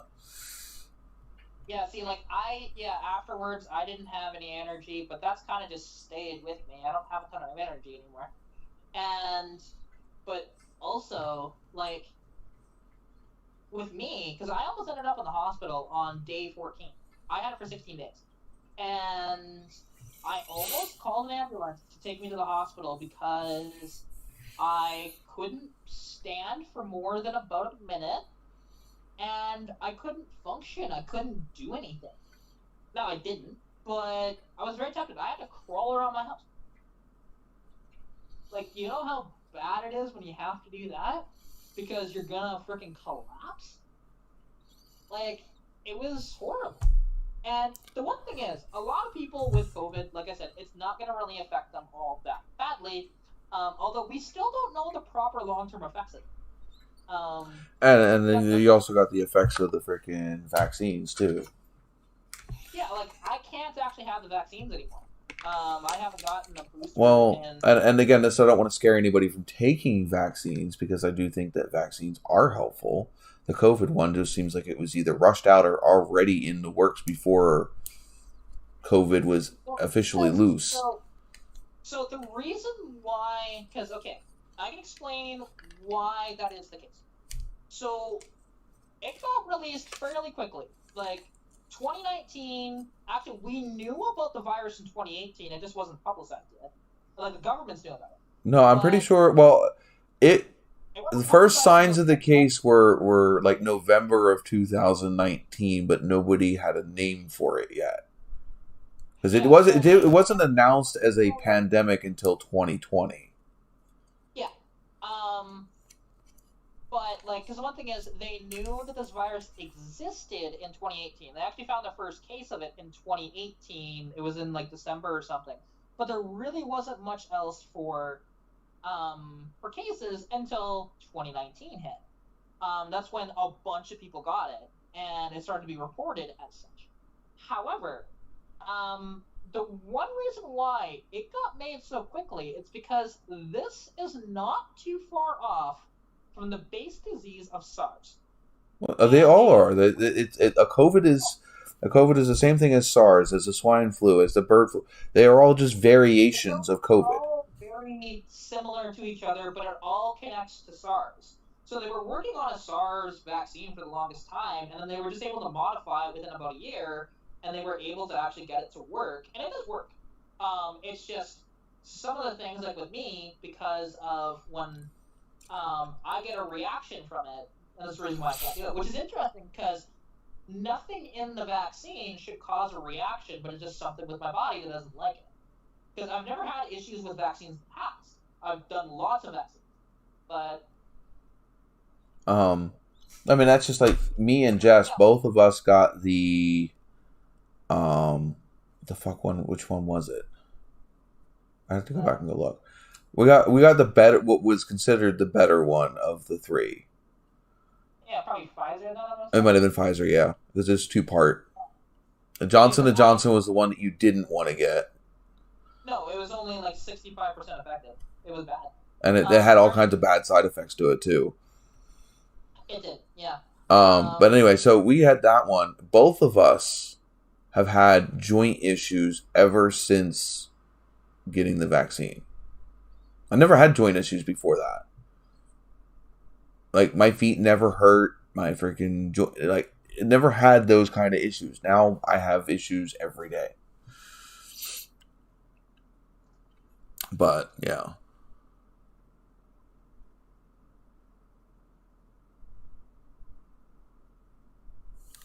I mean, like I said, I'm not one to say don't get the flu shot or don't get the, your standard vaccines when you're a kid and shit like that. I don't trust that one. At least that version of it. Too many people I've seen have side effects that didn't even have COVID that now have issues since getting the vaccine. Yeah, sometimes there was issues with it. Like I know that for me, because I wasn't too bad with any of my stuff until after I got COVID. Because I always had underlying issues. Like I had the nausea, which I don't have as much now, thankfully. Hold on. Harvey, I think the shingles vaccine has been pretty much vetted. Yeah, but it's like the polio vaccine, I think it's pretty much there's nothing to. That's one of those vaccines you really don't need to worry about. You just get it because there's been how many people that have gotten it, and if there are any complications, they are so far few and between. Yeah, like, some people can have a reaction to the vaccine itself, but it's not like hey, complications because of it. No, it's just a smaller reaction that you might get. Although some people just can't do it. Which I feel bad for those people if they get shingles and they can't have the vaccine. One not covered by insurance. In Canada or anywhere?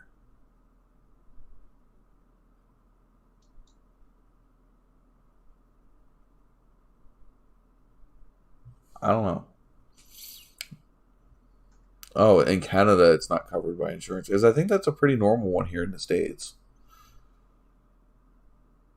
Chickenpox and shingles. Because technically you can't have one without the other. Well, you can have chickenpox and not shingles, but you can't have shingles and if you didn't have chickenpox. So yeah, if you had the chickenpox vaccine and never had chickenpox, you don't need the shingles vaccine because you can't get shingles. That's not 100% true. Pretty sure it is. I'm not saying I'm right. I'm just saying that you get shingles. It's an extremely low probability of it. But my dad got the chickenpox vaccine when he was young. He got shingles. Like again, it's a very low percentage, but it can still happen. Yeah, because you have to have the chickenpox virus in you to be able to get shingles. Well, because technically speaking, the chickenpox vaccine has a little bit of that in it. It should be a dead virus. It should be dead. It is, but the body can still recognize that, and it can, even though it's dead, it happened with my dad. That's all I'm saying. Like, it's a very, very rare instance. It's one in maybe every 500,000 cases, but it can happen. And sorry, I'm replying to this idiot's comment on here, because I'm just going, plus, did you even watch any of my videos to the end? Because I literally say in the videos, at the end of every video, hope you're staying safe during COVID-19, good luck with whatever we're working on, and I'll catch you in the next video. Okay. Literally.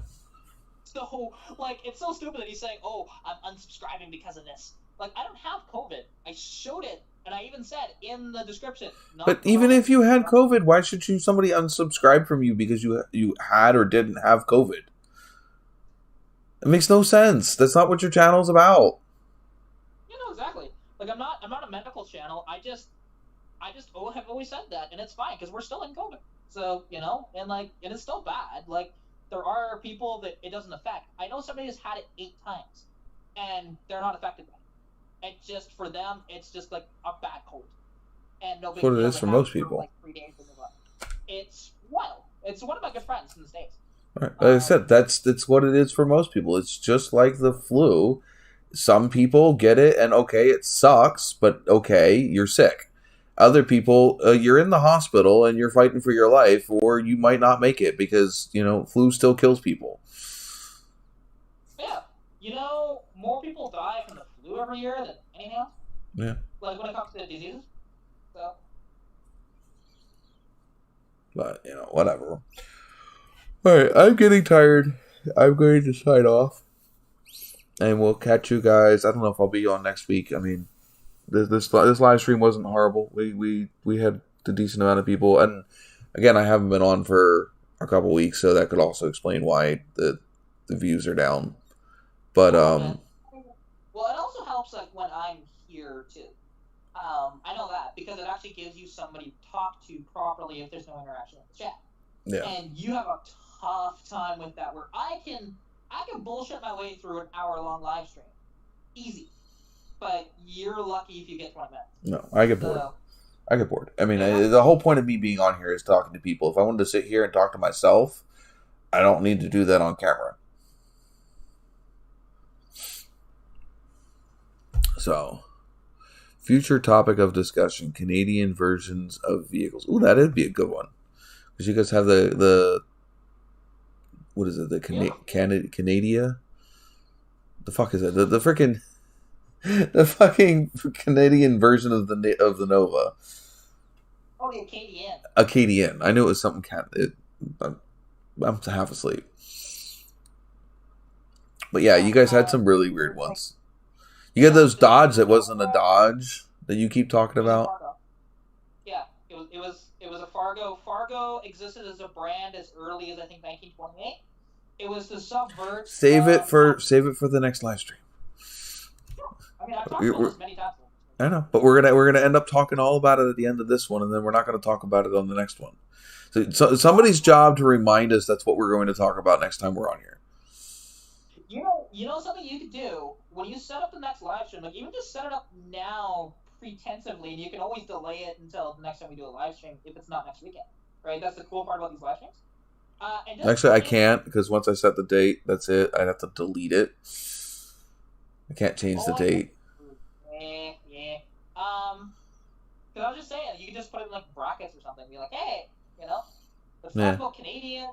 Because actually, and that's something that maybe what we try and do a little bit as well is even like in the titles of videos, because instead of just Garage Tools and Bar Stools Podcast episode 29, like this one is, maybe if we figure out if there happens to be a topic that week, maybe we put like a topic.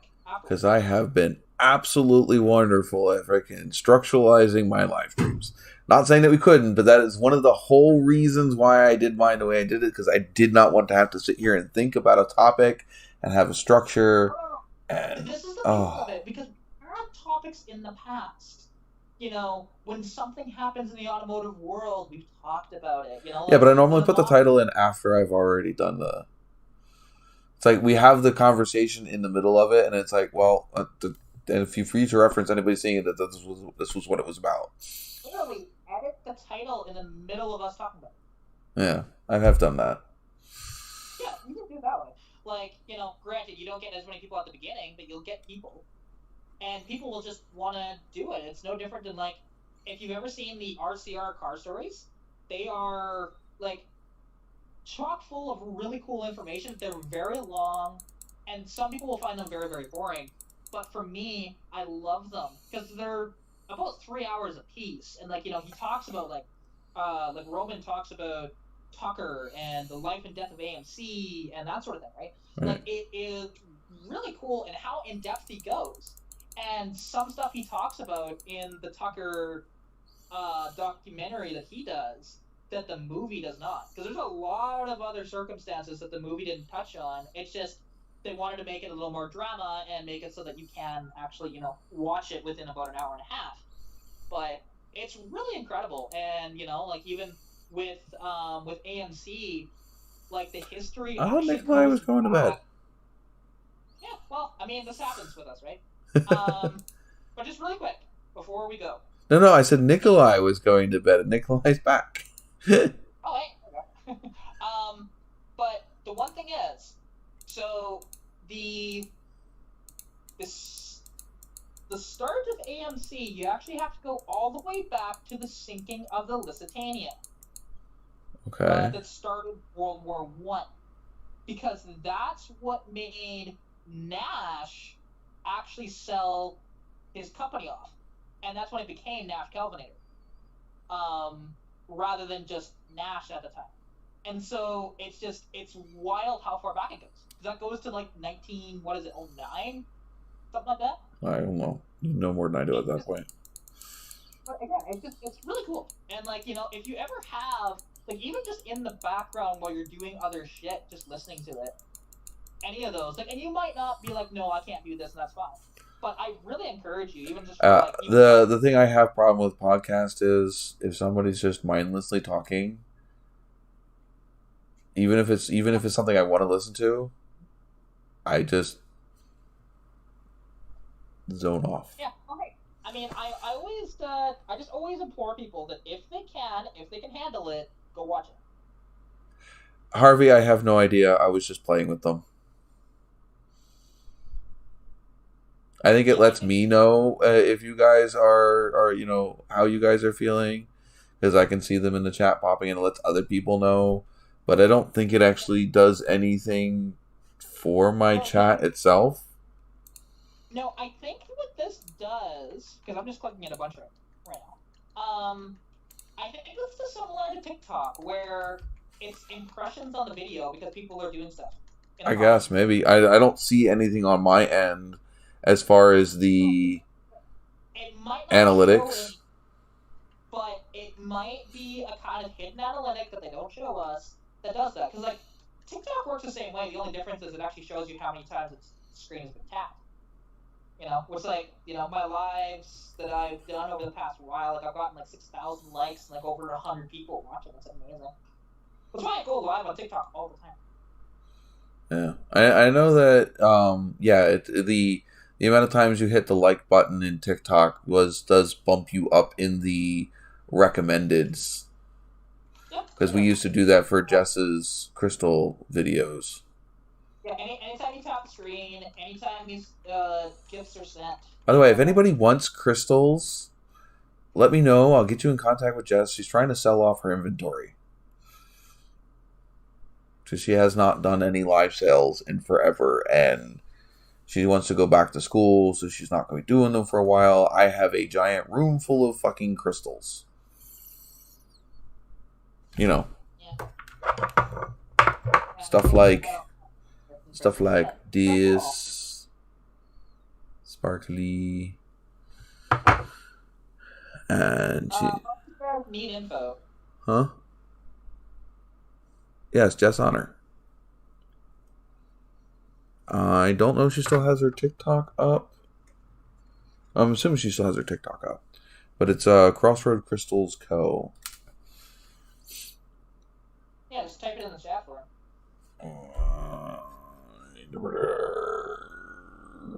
I don't have my wallet on me either because I have her cards in my wallet.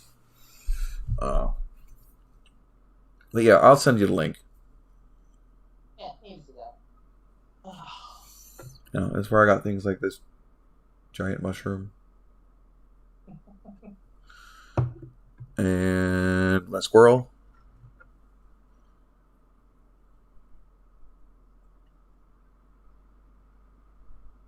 The squirrel. It's Tiger's Eye. What else I got over here?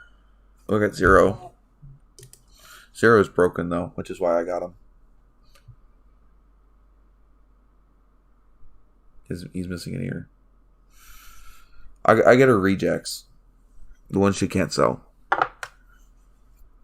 Oh, and that's actually like something, because just to show you how long we've actually known each other, when I actually had COVID, we did a live the one time. It's on here. Yeah, it is, and I was a wreck. You can just see me like right now. See, you've also was it a seizure or whatever? You also had that on my channel too. Was it the oh fuck in the background that nobody noticed? Yeah, I fainted. Yeah, that's what it was. It was a fainting. And now, because that's when my fainting was just kind of new, and I was a little worried about it. Now I faint. I don't care. It's just you just get used to it. You try not to faint. God damn it! Who turned off the lights again? Stop playing with the clapper. Like even the last Brain Frogs was a Jess thing. Yeah, I mean I have said Brain Frogs though. Right. So the Brain Frogs came back because Jess was on Topamax, and they had switched some of her meds around or whatever, and the meds that she was on made her so foggy she couldn't even think. So she was talking to her doctor, and she was trying to explain to her doctor how she felt. And she was so messed up, she was trying to tell them her brain gets foggy. And it came out, it gets froggy.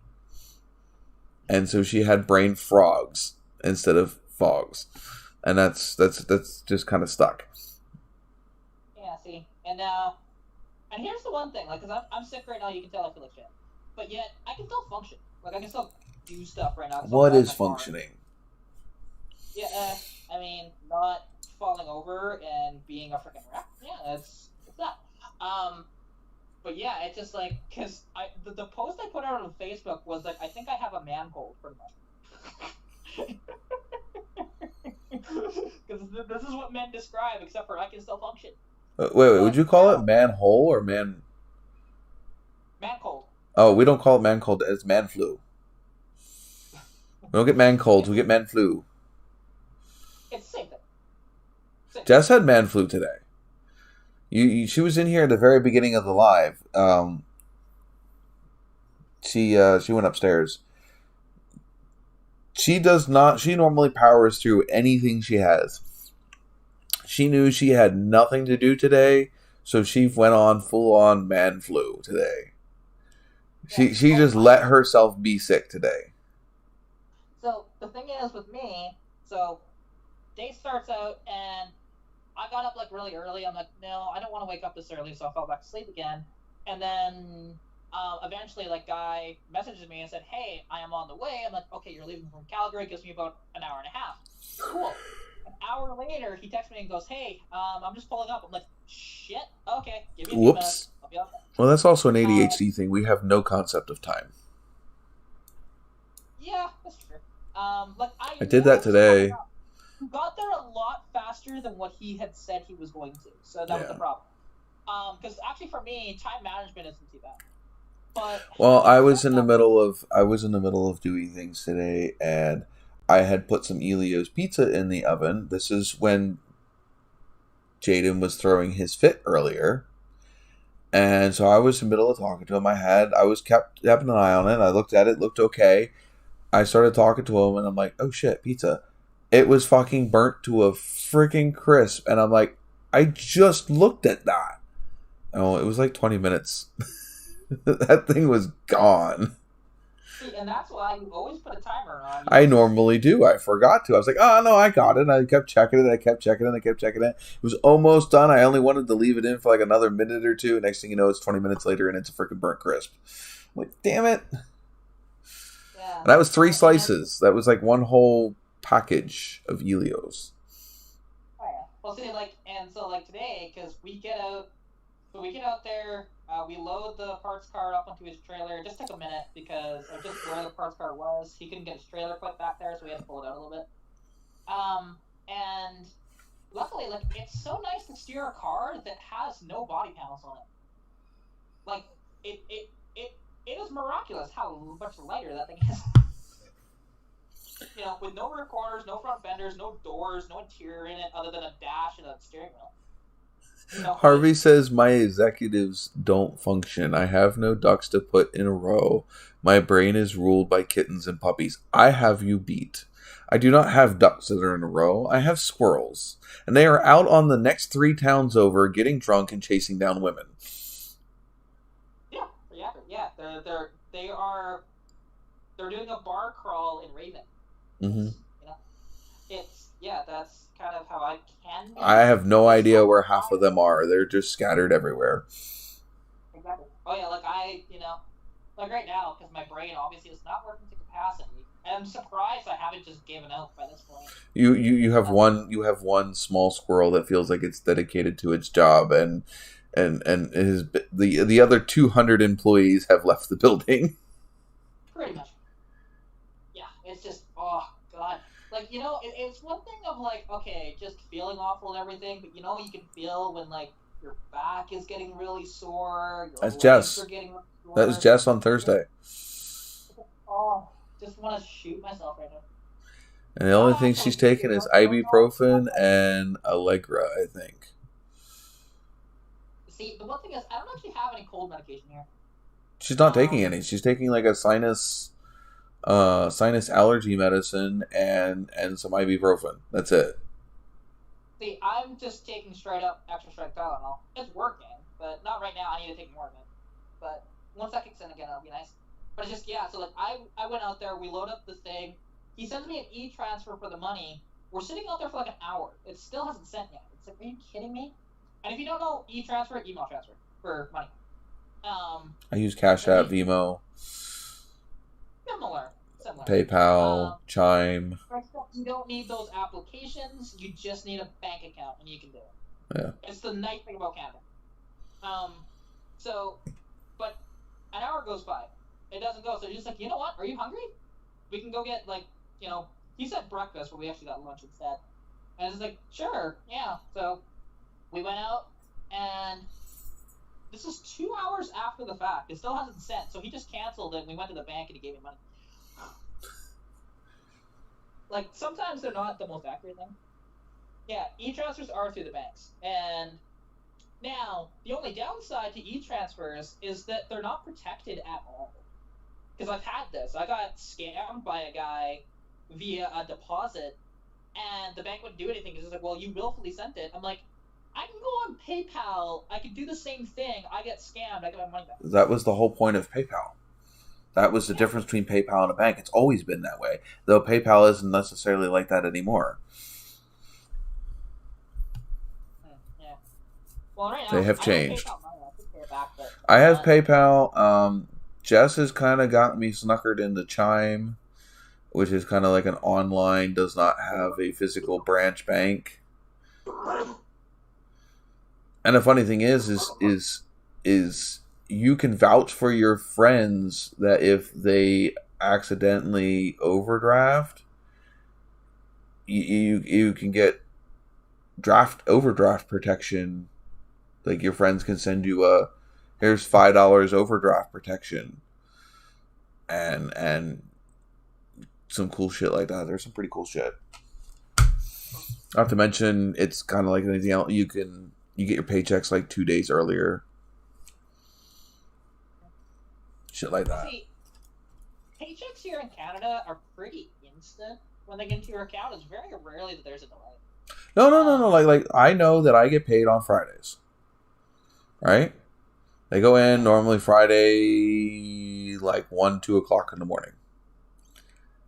But with the Chime, if I have direct deposit, it will actually deposit on Wednesday. Interesting. Very interesting. So, anyway, I said I was getting off of here. That was like freaking 45 minutes ago. Yeah, and I've just gotten worse, so. Huh? Good. And I'm just getting worse, so we can just. Yeah, I know. I can see this. You're fading fast there. Yep, I am. Oh. Yeah, that's the way. When I was getting physical checks, Harvey, yeah, I wouldn't get them until like Monday or Tuesday the next week. It sucked. Fuck that. Yeah, see, if you get a physical check, what's kind of cool, at least, not everyone lets you do this, but like my bank does, you can take a picture of the check and have it deposited in your account that exact moment. I have the actual. It's kind of cool. I do wonder, how do they get around that, though, because of, like, people could theoretically deposit the same check over and over and over. No. Number one, checks have routing numbers and numbers on them. And, like if I were to hold on, let me log in.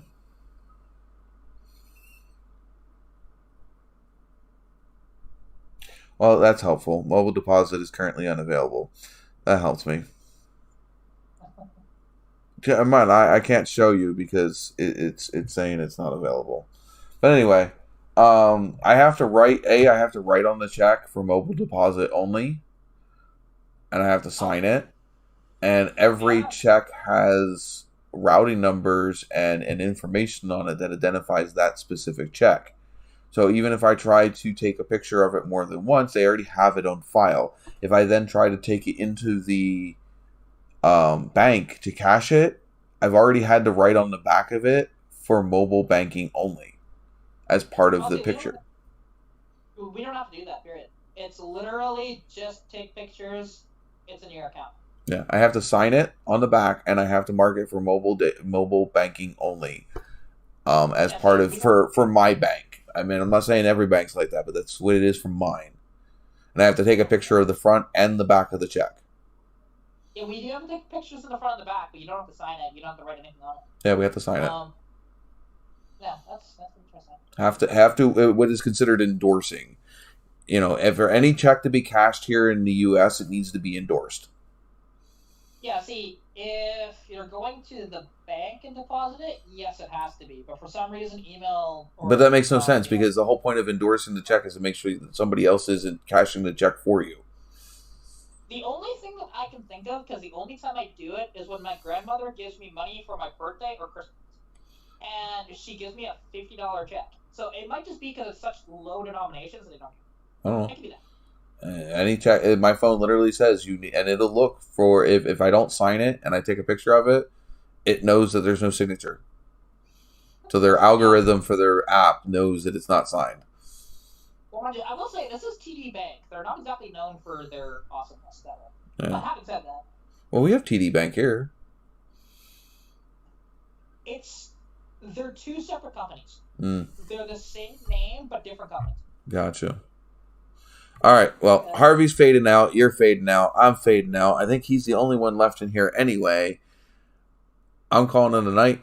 Have a nice week, and we'll catch you next time. I'll see you guys. Sounds good. Peace out, and don't get sick. It sucks. No, getting sick sucks. Oh, there you go. Deposits at the ATM don't require writing either. Welcome to Canada.